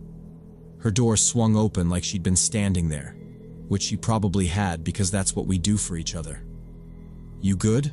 Jen said, already moving. He felt the shift in the situation, and his hand loosened just enough for me to pull free. The marks on my wrist were white, already blooming red underneath. He stepped back without blinking, turned on his heel, and headed for the stairwell door like he'd mapped it. Not a run. Fast walk, shoulders set, eyes forward. "Stairs," Jen said, already grabbing her radio. "Post-op," I said. Pointless detail, nerves making me literal. We fell in behind him at a safe distance, close enough to keep him in sight, far enough not to spook him into falling. I keyed my radio twice and got the static pop. "Security to 3rd floor, patient elopement towards south stairwell," I said, breathing measured because I didn't want the dispatcher to hear that my heart was pounding. He pushed through the stairwell door without looking back. Me and my coworker followed him, calling for security on our radios. We took the stairs fast but not reckless, calling out that we were hospital staff and he needed to stop so he would not fall. He kept the same quick walk, right hand sliding the rail like he did not trust his balance. He reached the 2nd floor landing, glanced back once like he expected someone else behind us, and kept going. On the 1st floor, he hit the bar on an emergency door and the alarm went off. He pushed into the admissions lobby, which was empty except for dark monitors and a mop bucket tipped on its side. We reached the lobby maybe 20 seconds later. He was gone. There is a hallway to the left that leads to imaging and a hallway to the right to the cafeteria, plus the vestibule to the main entrance. All of it was quiet. We split without a debate because that is what you do. I took left, Jen took right, and I radioed that we had a patient elopement on the 1st floor with an alarmed exit. Security said they were on their way. I checked imaging first, stuck my head into the MRI prep room and the empty waiting area, then the bathroom. Nothing. Security showed in under a minute, one guard I knew and another who was new. We did a sweep. Bathrooms, supply closets, the locked door to the old records room, even under the admissions desks. I kept telling them he was in hospital pajamas and slippers, so he would stand out. But the lobby is not big, and there are not a lot of places to hide. The guard checked the camera feed from the emergency exit. It showed him push through. Then the exterior camera blinked to static. "Been like that all week," the guard said, which made the detective glare later. We went back up to his room to see if he had circled around, which was not impossible. Everything was still there. His phone was on the tray table with a charging cable coiled beside it. His wallet was in the top drawer, and his folded street clothes sat on the chair. No ID was on him. Nothing in the pockets except a crumpled receipt and a pack of gum. His chart was open to the post-op orders. Pain control, ambulation with assistance, diet advance as tolerated. No psych history, no consult notes, nothing except a routine appendectomy and normal labs. About 30 minutes later, the police arrived. We gave statements and pulled up what we could for them. They took his belongings to log as property and asked permission to power his phone. We said yes, and our charge nurse signed. They scrolled through recent calls. The last outgoing call was at 9 to a family contact. Nothing after that except the alarm events and our call to security. They asked if he had said anything about leaving. I told them about the vents and the walls and how hard he had squeezed. The officer wrote for a long time and did not look impressed by any of it, but he was not rude. He was never found.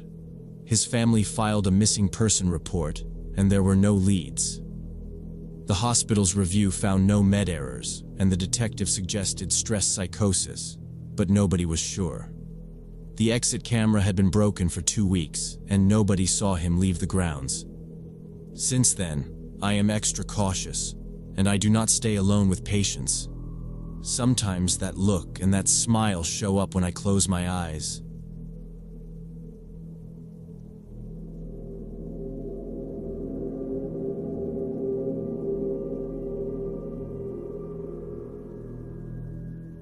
About a year ago, I rented an Airbnb apartment in Portland for a week because my college friend Jessica was getting married. The place was on the ground floor of an old brick building on a quiet street, which seemed perfect since I wouldn't have to haul luggage upstairs. The owner lived out of state and rented the unit full-time, so it had that impersonal feel. Bare walls, cheap couch, random pans, no photos. I was unpacking that first evening when there was a knock. An older woman, maybe 60, stood there with a plate of cookies. She introduced herself as Barbara from apartment 4 downstairs and said she always welcomed temporary tenants. I thanked her for the cookies, set them on the counter, and locked the door when she left. The next day was fittings, errands, and meeting other bridesmaids at a downtown restaurant. I came back around 11, half asleep already.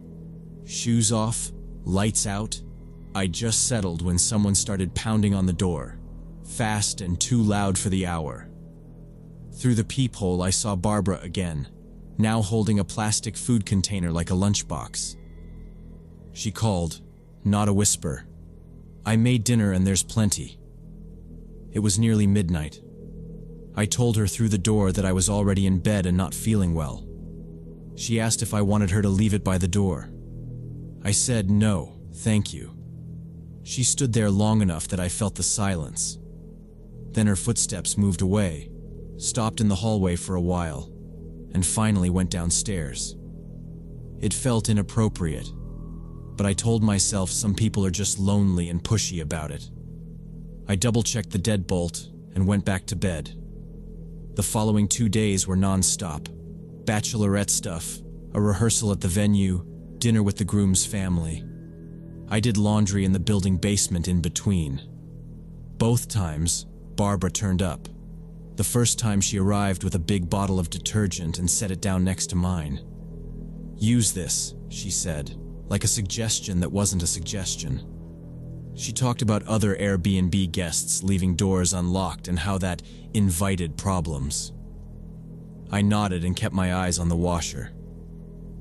When the cycle ended, she reached for my wet clothes like she was going to help. I moved past her and transferred them myself. She watched me fold, commenting that some people stayed longer than they said. The second time, she didn't bring anything. She just hovered, asking questions while my dryer ran. "Do you have family here? How long are you staying? Where do you work? What time do you get in at night?" I answered vaguely. "Friends in town, a few days, office stuff, depends." She repeated, "Depends," like she was testing the word. I kept my phone in my hand and pretended to text. When the dryer buzzed, I grabbed everything warm and left it wrinkled in the basket. Barbara followed me to the elevator and told me to knock if I needed anything, even late. I said, "I won't." Thursday evening, I got back early and felt relieved to shut the deadbolt. I showered, brushed my teeth, and texted Jessica about speeches. I put my suitcase on a chair near the balcony door. The balcony was small and faced a shared courtyard. There was a path that cut along the ground floor patios and a gate out to the street. I kept the balcony door locked, habit now. At about 10, I was in pajamas, scrolling through photos, when I heard a scraping outside. Slow, metal on metal, like something dragging against the railing. I set my phone down and listened. Another scrape, a little thud. I turned off the lamp so the glass wouldn't mirror the room, then stepped to the side of the curtain. The lock tab on the balcony door was down. I remember checking it when I put my bag there. The handle twitched again, twice, harder. I eased the curtain back a little, carefully. Barbara stepped into the courtyard light, braced one hand on the frame, and pulled the balcony handle slow and deliberate, trying to open it from outside. She didn't know I could see her. She kept working the balcony handle with slow, testing pulls, then a harder yank, then a pause like she was listening. I backed away from the window, kept low, and grabbed my phone off the counter. My hands shook so bad I almost dropped it. Calling 911 felt premature. She hadn't broken in or threatened me. So I called Jessica. She answered right away. I said, "She's on my balcony." "She's trying the door," Jessica said. "Lock everything. We're coming now. Stay away from the windows." For several minutes the handle twitched again, a soft scrape against the latch that made my mouth go dry. I stayed quiet and counted breaths. Then the sound stopped. Careful steps crossed the little patio. The metal stairs outside gave a small vibration through the floor, like someone going down slowly. I stayed on the kitchen tile with my back against a cabinet and the phone ready. When it went quiet, I didn't move. I watched the clock change once, twice. 20 minutes after my call, Jessica texted that they were outside.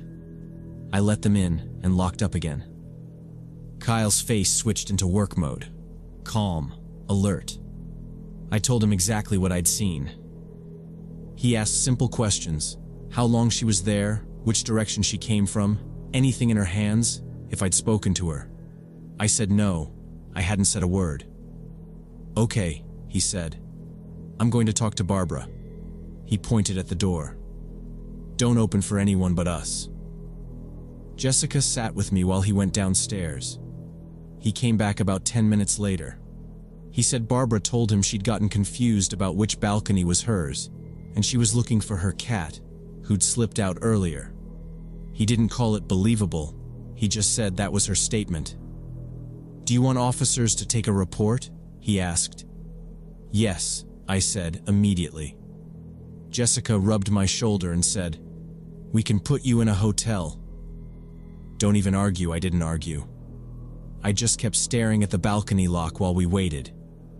2 uniformed officers arrived soon after. Kyle had already called. They took my statement in the living room, then went to Barbara's unit, then found the building manager on the 2nd floor. I could hear voices in the hallway, but not the words. Jessica read me quick updates she got from Kyle's texts. Yes, Barbara had a cat. Yes, she'd lived there 18 years. No, there were prior complaints. No, there were witnesses to the balcony part. So it was my word and a cat story in the dark. In the end, no charges. One officer explained it straight. Elderly resident, long tenancy, an actual cat, no damage, no entry, competing accounts. He offered to flag extra patrols and said I could relocate if I didn't feel safe. That felt like permission to stop pretending I could handle sleeping there. Jessica already had a hotel picked near the venue. Kyle said he'd follow us once they wrapped and text me the incident number. I nodded and finally stood up. My knees buzzed like I'd run somewhere. I packed fast. No folding, just tossed everything into the suitcase and zipped it. I didn't look at the balcony again. Jessica picked up the plate of cookies and dropped it down the trash chute without saying anything. We took the elevator. On the sidewalk, I ordered a ride share. I messaged the Airbnb owner. "Security concern, I'm leaving early." He sent back an apology and said he'd speak to the manager. I didn't wait for more. The car pulled up. I got in and didn't look back at the building. The hotel was plain, but the lock clicked loud, and that was enough. We were up early for wedding stuff anyway, so I tried to stay in the schedule. I went back to the apartment once, daytime, with Jessica to grab the rest of my things. The manager caught us in the lobby and said Barbara had never caused trouble, that she volunteered at the library and watched packages when it snowed. He said he'd remind tenants about patios and balconies, and that he was sorry I'd felt unsafe. I never figured out what Barbara actually wanted from me. Maybe it was old age and confusion mixed with nosiness, or maybe she was very lonely and had learned that short-term renters were easier to push past normal boundaries. I still think about the silhouette on the balcony and how easy it would have been to miss it or to forget the lock. I replay the knock the first night, the detergent in the laundry room, the questions about when I came home. I keep wondering if I was her first target or just the first one to make a fuss.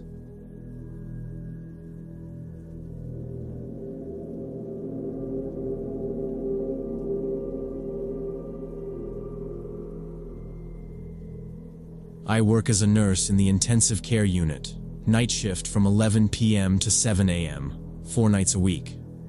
The work is exhausting, and after a shift, I can't just go to bed. Too much adrenaline, too many images in my head. Alarms, compressions, family faces. About a year ago, I started riding my bike after work to burn it off. I'd get home around 7:30, change into athletic clothes, grab my road bike, and take the waterfront path. Simple route. Straight along the river for 8 kilometers, turn at the lighthouse, come back. That time of morning the waterfront is mostly empty. Some fishermen, a few people sleeping on benches. I liked the openness. I could see far in every direction, and it made me feel in control after nights where I wasn't. I listened to podcasts, crime stories, ironically.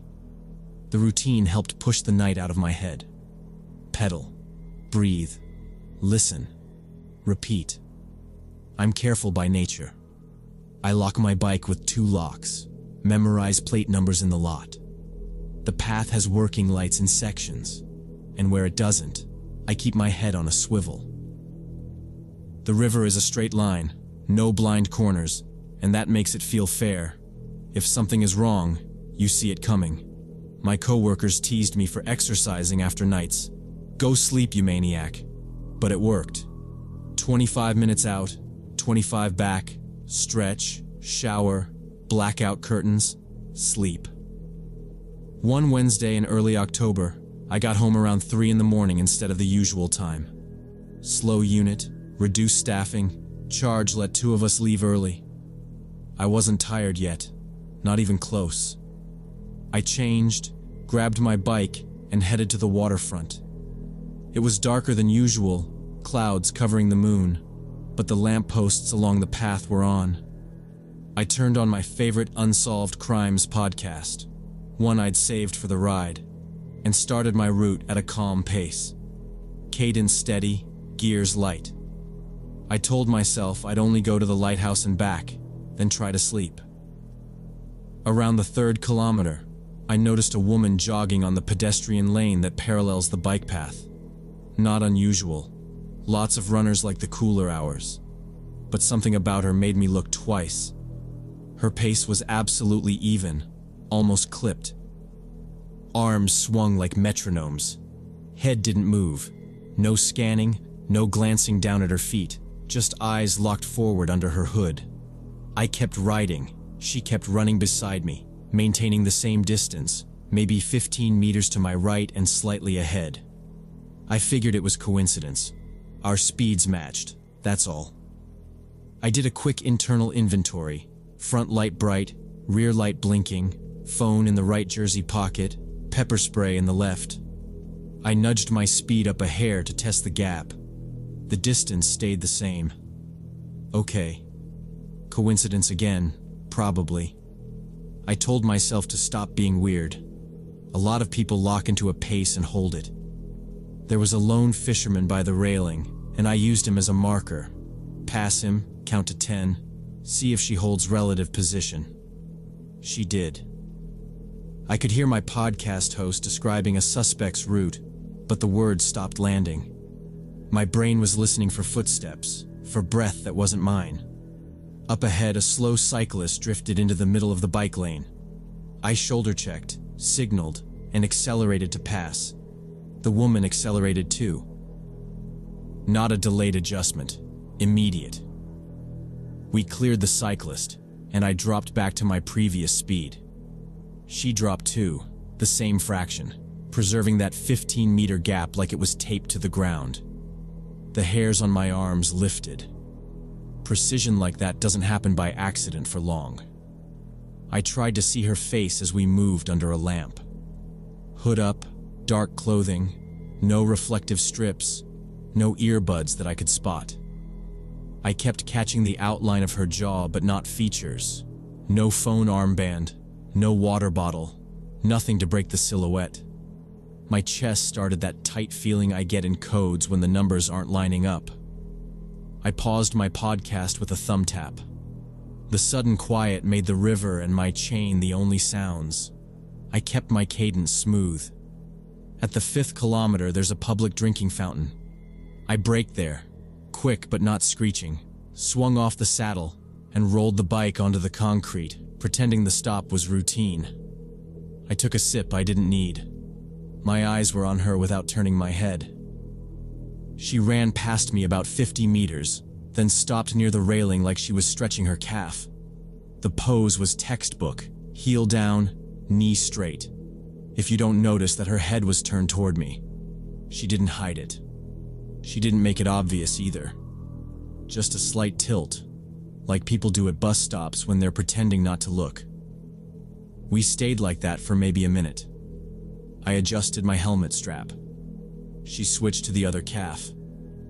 I put my bottle back, wiped my mouth with the back of my hand to buy a second. There was no chatter, no footsteps of other runners coming up, no gulls. Just the quiet slap of water and faint traffic on the bridge behind us. The distance was wrong. If she'd truly been stretching, she could have done it anywhere. Why there? Why in sync? I angled my bike toward the path like I might remount, but I didn't swing my leg over. She didn't move either, except for that fake stretch. I pretended to check my rear light with my thumb. My pulse felt too loud. I remember thinking that if I started riding, she'd start running, and we'd be locked in again. She straightened, shook out her hands once, and kept her head turned my way. I held the handlebars tighter than I needed to. I felt the hair rising on the back of my neck. This wasn't coincidence. She was following me. The decision hit hard and clean. I swung my leg over the bike, clipped in, and turned back before the lighthouse, 3 kilometers early. I didn't look at her when I pushed off. I kept my face neutral, eyes on the path. I built speed to a firm tempo, checking quick over my shoulder like I was watching for traffic. She turned too, same moment as me, and settled into that same slot off my right, a fixed point on the map that refused to move. I pressed harder. The chain hummed. My bike computer ticked up. I don't usually sprint on the way back, but I wanted distance. I passed another early runner and a guy with a backpack. Every time I checked, she was there, matching like she had a tether to my wheel. I bumped to my top gear and went all in. Legs burned, lungs hot, no pacing now, just a straight line home. The wind at my ears ate most sounds, but in the brief gaps between lamp poles, I tried to hear if she was working as hard as I was. Nothing. No footfalls, no breathing, just my own mess. 25 kilometers an hour is easy to hit on a road bike with effort. Holding it for long is work. A normal runner doesn't. I told myself it had to be an e-bike I couldn't see, or a scooter in the dark pedestrian lane. Every time I glanced, it was still a single figure in a hood. No handlebars, no lights. Same 15 meters, same angle, same wrongness. The path entrance came up. I didn't signal.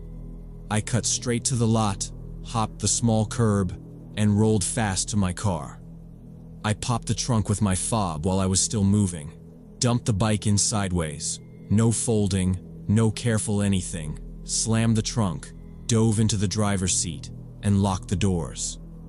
My hands shook on the wheel as I started the car. Reverse, out, forward. I checked the rear view.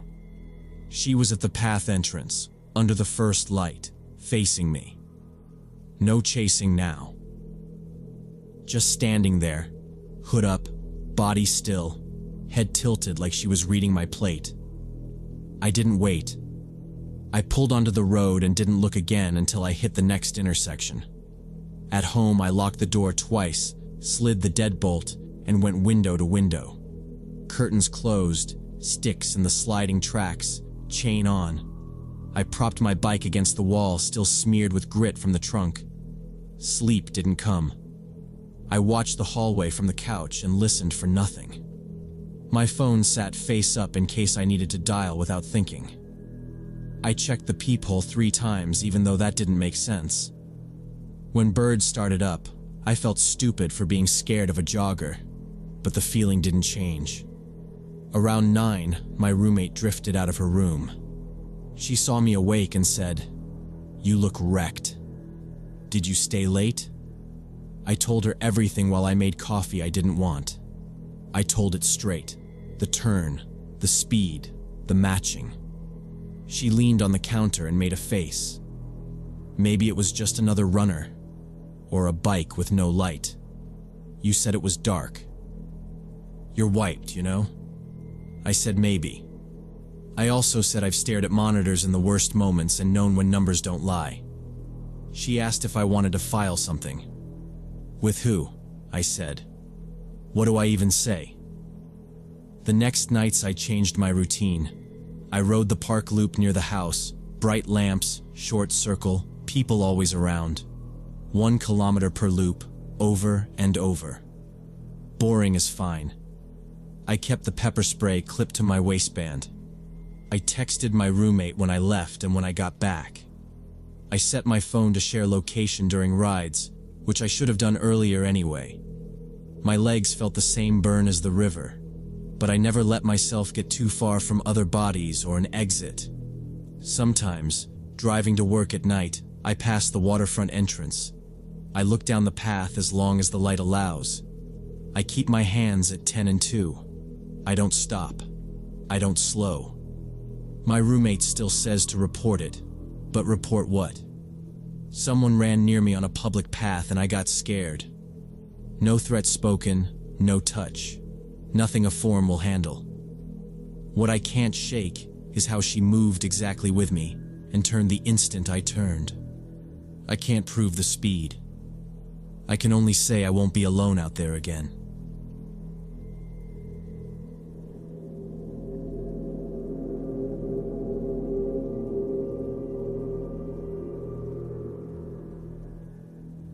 After my divorce last year, I decided to completely change my life and signed up for an Ironman triathlon scheduled in 8 months.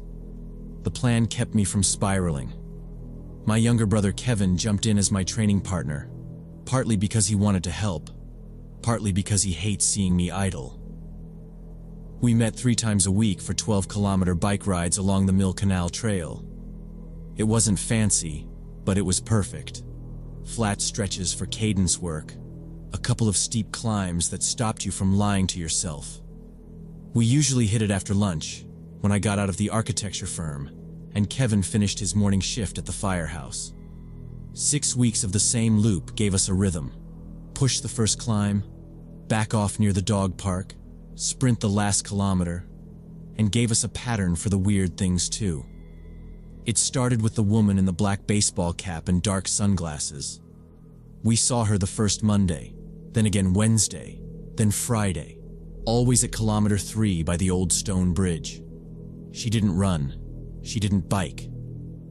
She stood there, stretching her calves against the parapet, sipping from a silver bottle, looking at her phone. The first week, Kevin waved. No response. The second week, he muttered, "All right, secret agent." The third week, he said maybe she was rehabbing a knee and needed a landmark. I said maybe.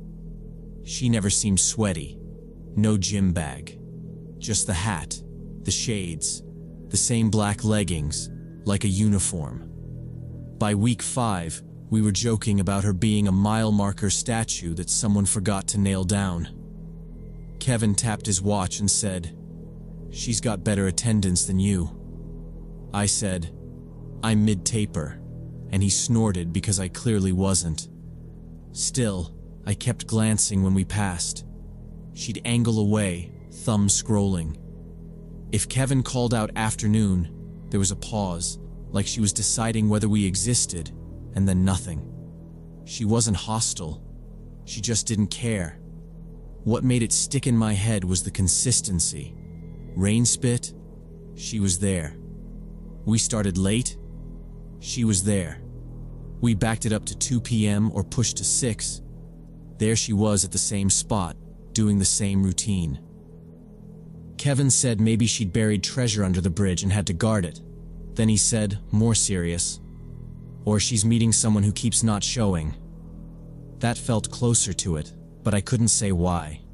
She looked mid-40s, average build, quiet, harmless. But when we passed her, I'd feel my shoulders tense like I was counting down for a car to change lanes without signaling. I kept it to myself. Kevin would have laughed and told me to eat more carbs. On a Thursday around week 6, Kevin texted that he'd been pulled into a last-minute certification session and couldn't make it. I told him I'd ride anyway. It would be my first solo session on the canal since we started. I pulled up a little before 4, parked where we always park, did a quick stretch because I'm trying to be adult about injuries now, and rolled out. The first kilometer felt normal, legs tight then loosening, steady cadence, breathing under control. No music. I keep one ear on the trail for dogs and kids. The second kilometer, same. An older guy in a high-vis vest nodded as he passed. A couple pushing a stroller gave me space. I reached the mild incline before the bridge, shifted down, and focused on form, not power, like my coach drilled into me after the split. When I got to the stone bridge, she was there in her usual spot. The black cap's brim pulled low.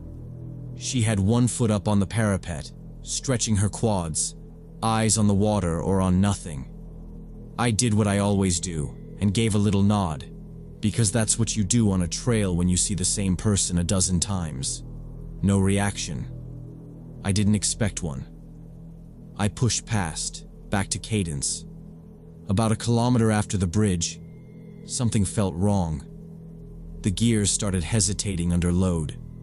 Not a clunk. More like a rubbery skip when I put pressure down. I backed off and tried a few clean shifts. Down 2, up 1, feather the lever. But the chain slipped again. It wasn't dramatic. Just enough to make me think about snapping a derailleur hanger and walking the bike back like an idiot. I pulled off to the side where the trail widens by a maintenance gate, swung a leg over, and crouched. Visually it looked fine. Derailleur cage straight, limit screws where I set them, chain clean enough. I tried the barrel adjuster a quarter turn counterclockwise, then another quarter, running the shifter to see if it caught. The adjustment helped a little, not enough. I glanced back the way I'd come to make sure I wasn't blocking anyone. Movement flickered in the corner of my eye. I looked up and saw black cap and sunglasses, her, on a bicycle, closing the distance fast. For a half second, my brain didn't connect it. A minute ago, she was leaning on a parapet with no bike anywhere near her. I hadn't seen one stashed by the railing. There hadn't been a rack or a lock or even a second person. Now she was on a mat frame I didn't recognize, seated upright, hands light on the bars. I stood, one hand still on my shifter cable, and it hit me how fast she was covering ground. Not sprinting fast, effortless fast. I know that section by heart. It's a gradual climb. I use it to work on consistency because it punishes surges. She didn't surge. She floated. No heavy breathing. No side to side. She didn't even look at me as she blew by some walkers 20 meters back. She didn't weave. She was pedaling with such ease, like she was going downhill, but the trail was actually climbing upward at that point. I straightened up and watched her. She flew past without turning her head and kept going up the trail. Something in the way she moved was wrong. No bounce, no wobble from effort. Just this smooth, steady motion like a machine set to one speed. Her eyes never tracked left or right. It felt like she wasn't riding so much as following a line only she could see. My stomach went cold. Training didn't matter anymore. Finishing didn't matter. I wanted my car. I turned the bike around and headed back toward the lot. The shifting fought me on every rise. I stayed out of the saddle to keep momentum and told myself not to look back, then looked back anyway. Empty trail. No cap, no sunglasses, nothing but an older couple way down near the bend. I pushed harder. My quads started to burn and the chain slipped once like it wanted to jump. I eased off just enough to keep it from popping and kept rolling. The bridge came into view. No one at the parapet. The spot where she always stood looked wrong only because it was empty. I didn't stop. I crossed and tucked into the last straight, watching the tree line break to show the parking lot through the fence. I let myself think, okay, overreacted. You're fine. It's fine. The lot wasn't fine. My Toyota sat crooked. The front and rear tires on the driver's side were collapsed flat, rims almost touching the asphalt. It looked like the car had sunk into the ground. I coasted up confused, then angry. I hadn't been away long. 10, 15 minutes. I swung off the bike and did the dumb thing and pressed a tire with my hand, like that would tell me anything. Completely dead. I set my bike against the bumper to think. Something else was off. The handlebar mount looked empty. The little GPS unit I leave clipped on was gone. It's secured with a pinch tab. You have to know it's there to take it cleanly. My eyes jumped to the cabin. The windows were closed, doors locked, nothing broken. The cup holder was empty too. I keep a blue sports bottle there. Gone. The car was locked, no broken glass, no pry marks. My stuff was just gone. I called a tow and then called Kevin. He picked up, asked what happened, and said he was coming. While I waited, I checked the sidewalls again. Tiny, neat punctures, like an awl. Kevin rolled in under 20 minutes and asked if I was okay. I said I was mad. He said it looked deliberate. 2 officers arrived before the truck. They photographed the tires, took my statement, and wrote down her description. I told them about the sudden bike, the speed, the timing. One said it would be logged as vandalism unless video surfaced. The other said a thin tool was used and there were no cameras. I asked about prints. He said there was nothing to lift on rubber. They gave me a case number and moved on. The tow loaded the Toyota. Kevin offered to follow me and suggested we ride the trail together next week to see if she showed up. I told him I was done with that place. I moved my training indoors and asked my coach to adjust the plan. He didn't like it, but understood. Sometimes I replay it and try to rationalize it, but the timing keeps killing that story, and I won't risk proving it ever again.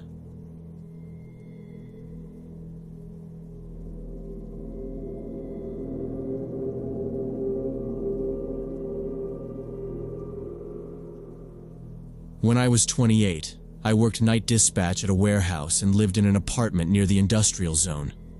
The area wasn't the nicest, but it was quiet at night. Just empty parking lots, warehouse hangars, and an abandoned railroad bridge. I had a German Shepherd named Rex, who I walked every evening after my shift, around midnight when the streets were completely empty. The route was always the same. We'd walk along the fence of an old factory, then under the bridge and back along a dirt road by the vacant lot, about 40 minutes at a relaxed pace. Rex was a trained dog, calm and obedient, never barked without reason and wasn't afraid of the dark, so I felt safe even in a place like that.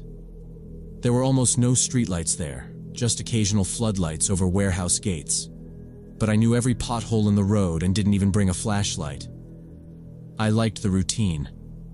After 6 hours of radios and clipboards, it cleared my head. You start to notice the small, predictable things. How the wind always pushed dust across the same corner, that one broken pallet that never moved, the squeak in the chain link near the old factory gate. Sometimes I'd talk to Rex out loud without thinking. Heal. Easy. Leave it. If I passed a trucker waiting out his hours, I'd get a nod, and I'd nod back. No drama. The night security at the plastics place knew me. He'd call, "Midnight Patrol?" And I'd joke, "Rex is Union." That's the vibe. Nothing fancy. Just empty space and a dog that listened. If there was anything that ever bugged me, it was the bridge. Not in a big way. Just that it was tall for something forgotten, and you couldn't see the top from where we walked under it. People used to tag the concrete. Sometimes cans rolled around and made weird little clinks in the dark. I told myself teenagers came in the afternoons because I never saw anyone at midnight. Still, I didn't linger there. We'd pass under, I'd keep my pace. Rex would give the ground one sniff and move on. That night I'm telling you about was a Tuesday mid-October, cold wind blowing scraps of newspaper across the asphalt. Me and Rex went out as usual. I put on a hooded jacket and sneakers. The dog ran beside me on a long leash. Everything was normal until we got to the bridge.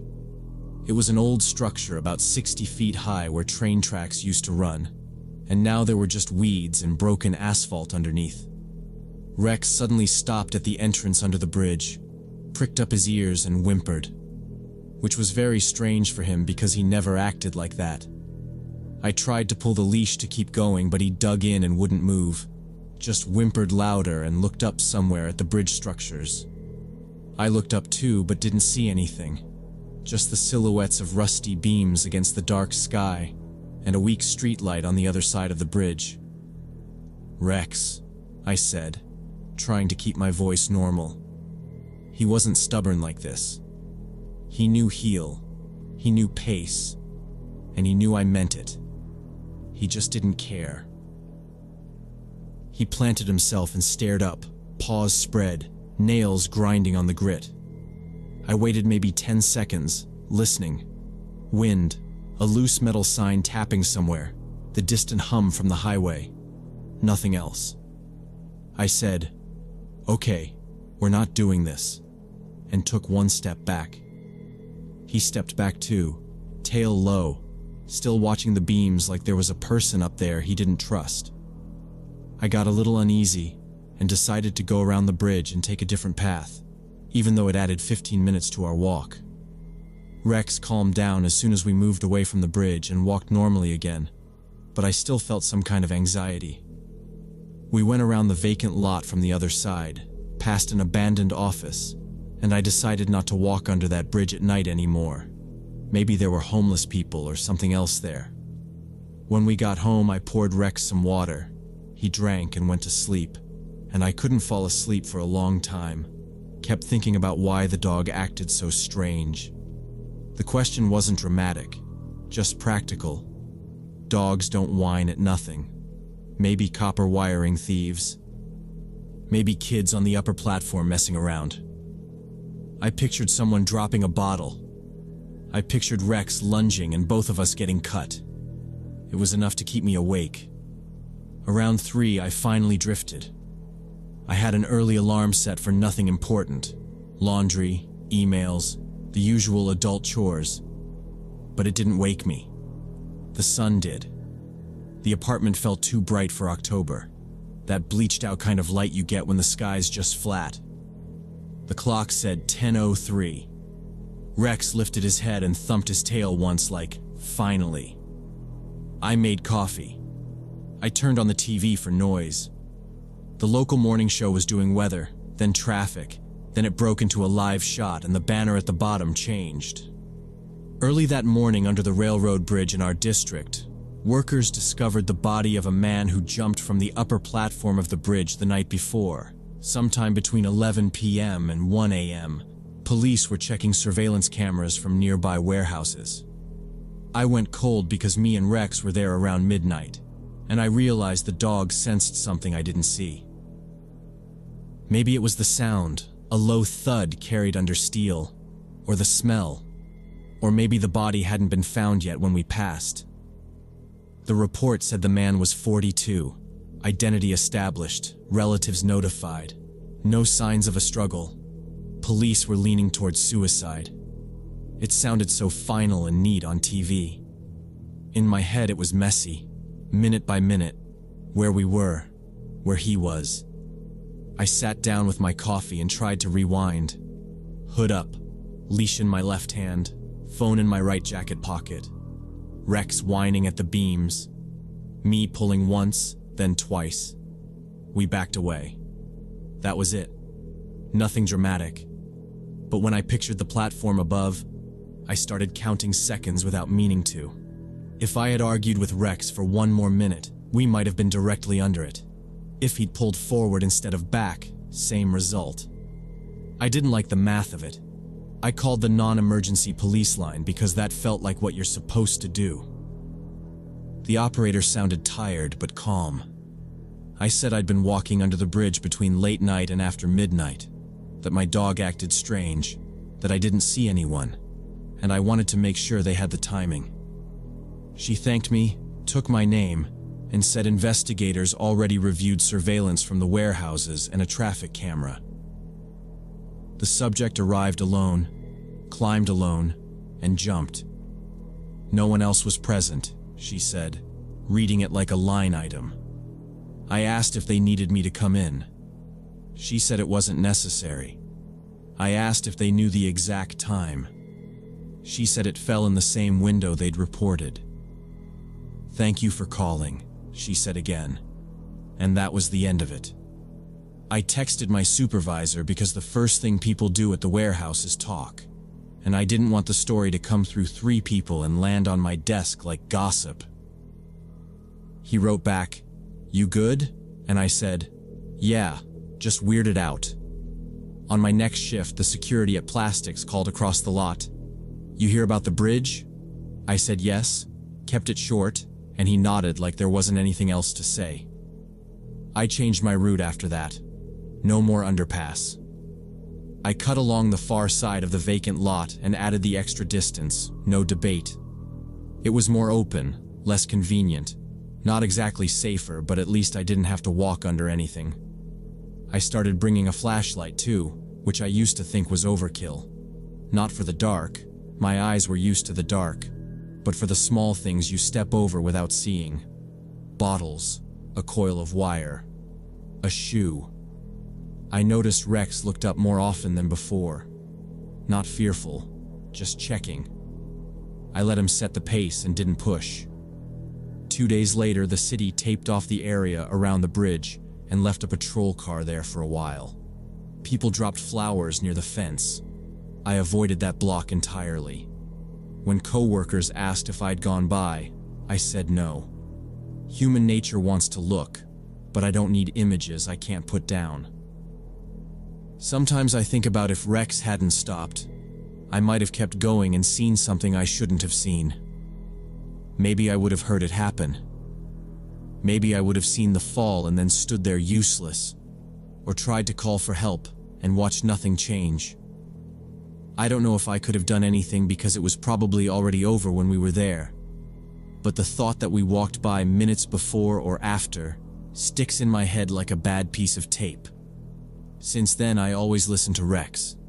If he slows down, we stop. If he looks away from a corner, we take the longer line. It's not mystical to me. I don't think he sees ghosts or any of that. Dogs notice the stuff we don't. Weight shifts, tiny sounds, air that smells wrong. That night he pulled me off a straight line I would have stayed on. And I'm grateful because even if the facts were simple and the police had their timeline, I don't want the sound, the image, or the paperwork that comes after living in my head for years.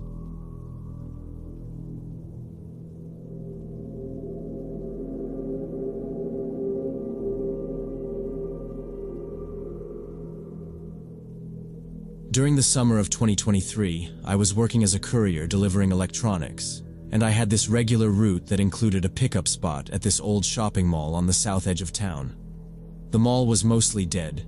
Half the stores had closed down and moved out, but there was still a FedEx drop-off point and a storage locker facility in the basement where businesses kept inventory. I'd go there maybe 3 times a week to pick up packages, usually laptops or tablets that needed same-day delivery to corporate clients. The storage area was down 2 flights of stairs past what used to be a food court, but was now just empty tables and chairs covered in dust. Health department had shut down all the restaurants except one Subway that barely stayed open. That particular night I got there around 9 p.m. because the shipment came in late. The mall closed at 10, but the storage facility had 24-hour access for couriers with key codes. Security guard at the front entrance was half asleep in his chair. Didn't even look up when I walked past him and headed for the basement stairs. I'm 26, and I usually don't spook easy, but the building always had this stale smell in the evenings, old grease and cleaning chemicals, that made me hurry a little. I waved at the empty Subway just out of habit. No one waved back. One of the overhead lights in the food court was buzzing like it was trying to die. The keypad for the basement door stuck on the 2 sometimes, which is dumb detail, but I remember jabbing it twice before it took. I told myself to be quick. Grab the box, scan it in the app, back to the car, and done. If I finished fast, I could still make the downtown drop before the client got antsy and started calling dispatch. Downstairs was colder. The echo down there was weird because every sound felt closer than it was. My steps, the zipper on my courier bag, the clack of the lockbox when I pulled it out to check the code they'd texted me. I kept thinking about the security guard and how he didn't even glance at me. Not that I needed him to. It just stuck with me. A printed notice by the elevator said, "Maintenance, 8 a.m. to 8 p.m., taped crookedly, like someone ripped it down and slapped it back up. I didn't think much of it then. The basement hallway with the storage units was dimly lit. Maybe half the fluorescent tubes were working, and a few were flickering on and off, making everything feel like a horror movie set. I found my assigned locker, punched in the code, grabbed the box with 3 laptops inside, and was about to head back upstairs when I heard fast footsteps coming from the connecting hallway that led to the old service corridors. Nobody should have been down there at that time. Maintenance crew left at 8 p.m. according to the schedule posted by the elevator. I froze and listened. The footsteps got closer, then stopped suddenly. Then I heard this scraping metal sound like someone trying to force open a locked door. My instinct said, "Get out of there." But the footsteps were between me and the stairs, so I looked around for somewhere to hide. There was this recessed area between 2 rows of storage units where they kept empty rolling carts for moving heavy boxes. Just a dark alcove maybe 4 feet deep.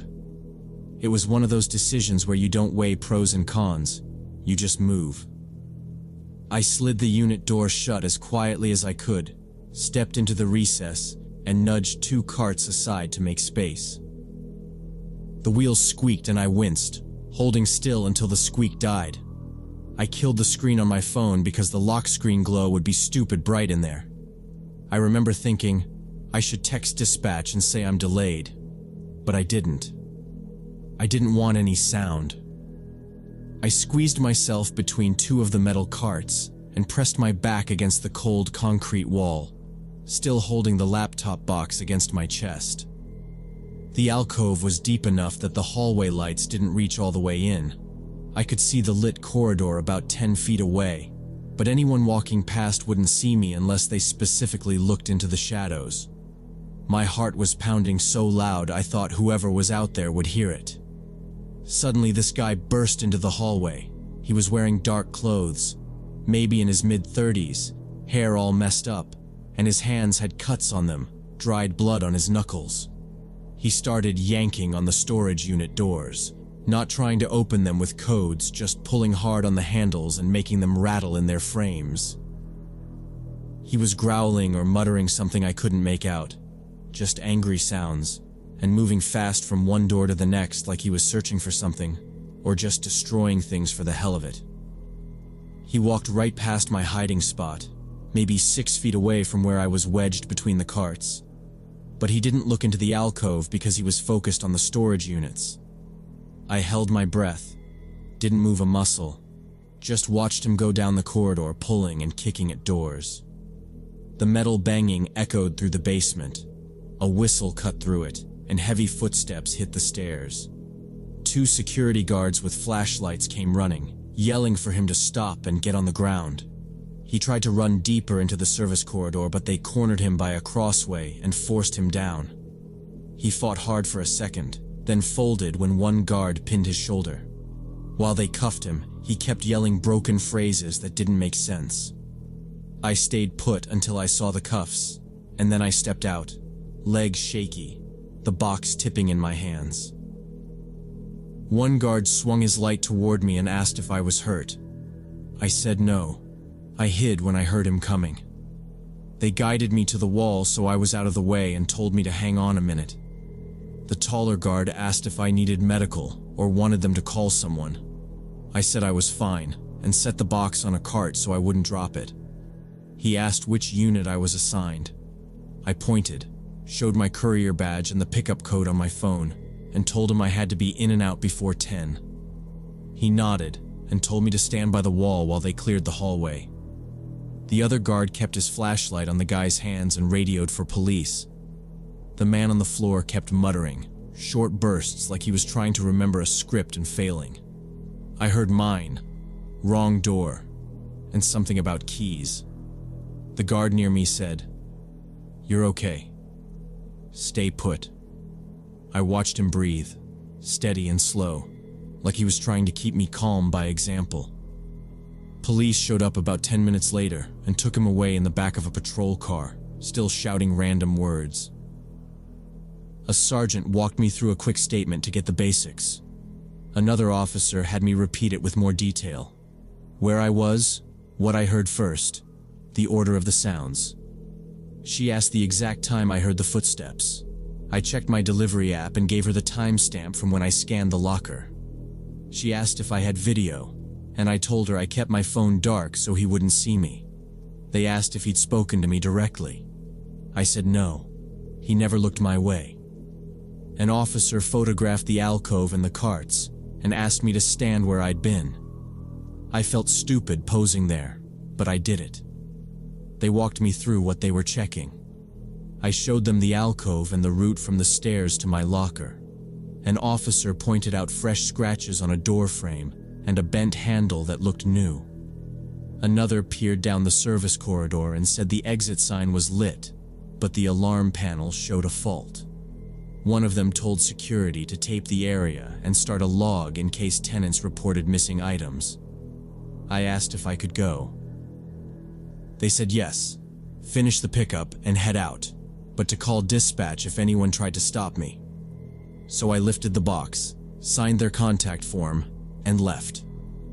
2 days later, the mall manager called me and explained that the guy had been living in an abandoned section of the basement for about 2 months, coming and going through a service exit that was supposed to be alarmed, but the alarm had been broken since March, and maintenance never fixed it. He'd been stealing food from the dumpsters behind the closed restaurants and sleeping in one of the storage rooms that wasn't being used. The manager said they were installing new locks and cameras in the basement and hiring extra security for nights. He apologized, not very smoothly, and asked if I'd be willing to keep the route. I said I'd think about it, but I already knew the answer. I quit the courier job the next week and found an office position doing data entry, boring as hell. But at least I'm never alone in a dark basement at 9 p.m. anymore. I told my dispatcher I appreciated the work, but I needed something steadier and safer. He didn't argue. He just said, "I get it," and asked for my badge and the scanner by Friday. I turned in the uniform shirt and the key fob and watched another driver load the route I used to run. I still check doorways when I walk past them, and I flinch at the sound of rolling carts. Every time I drive past that mall, I think about how I was standing in that alcove in the dark while he walked past, And what would have happened if he'd seen me, or if I'd tried to run instead of hiding? I picture the space and feel my body lock up before my brain catches up. It was a normal night until it wasn't, and now I measure risk in small things. How far a door is from the stairs, whether a keypad sticks, whether a guard actually looks at you. I'm glad they fixed the locks and cameras, but I won't be the one to test them.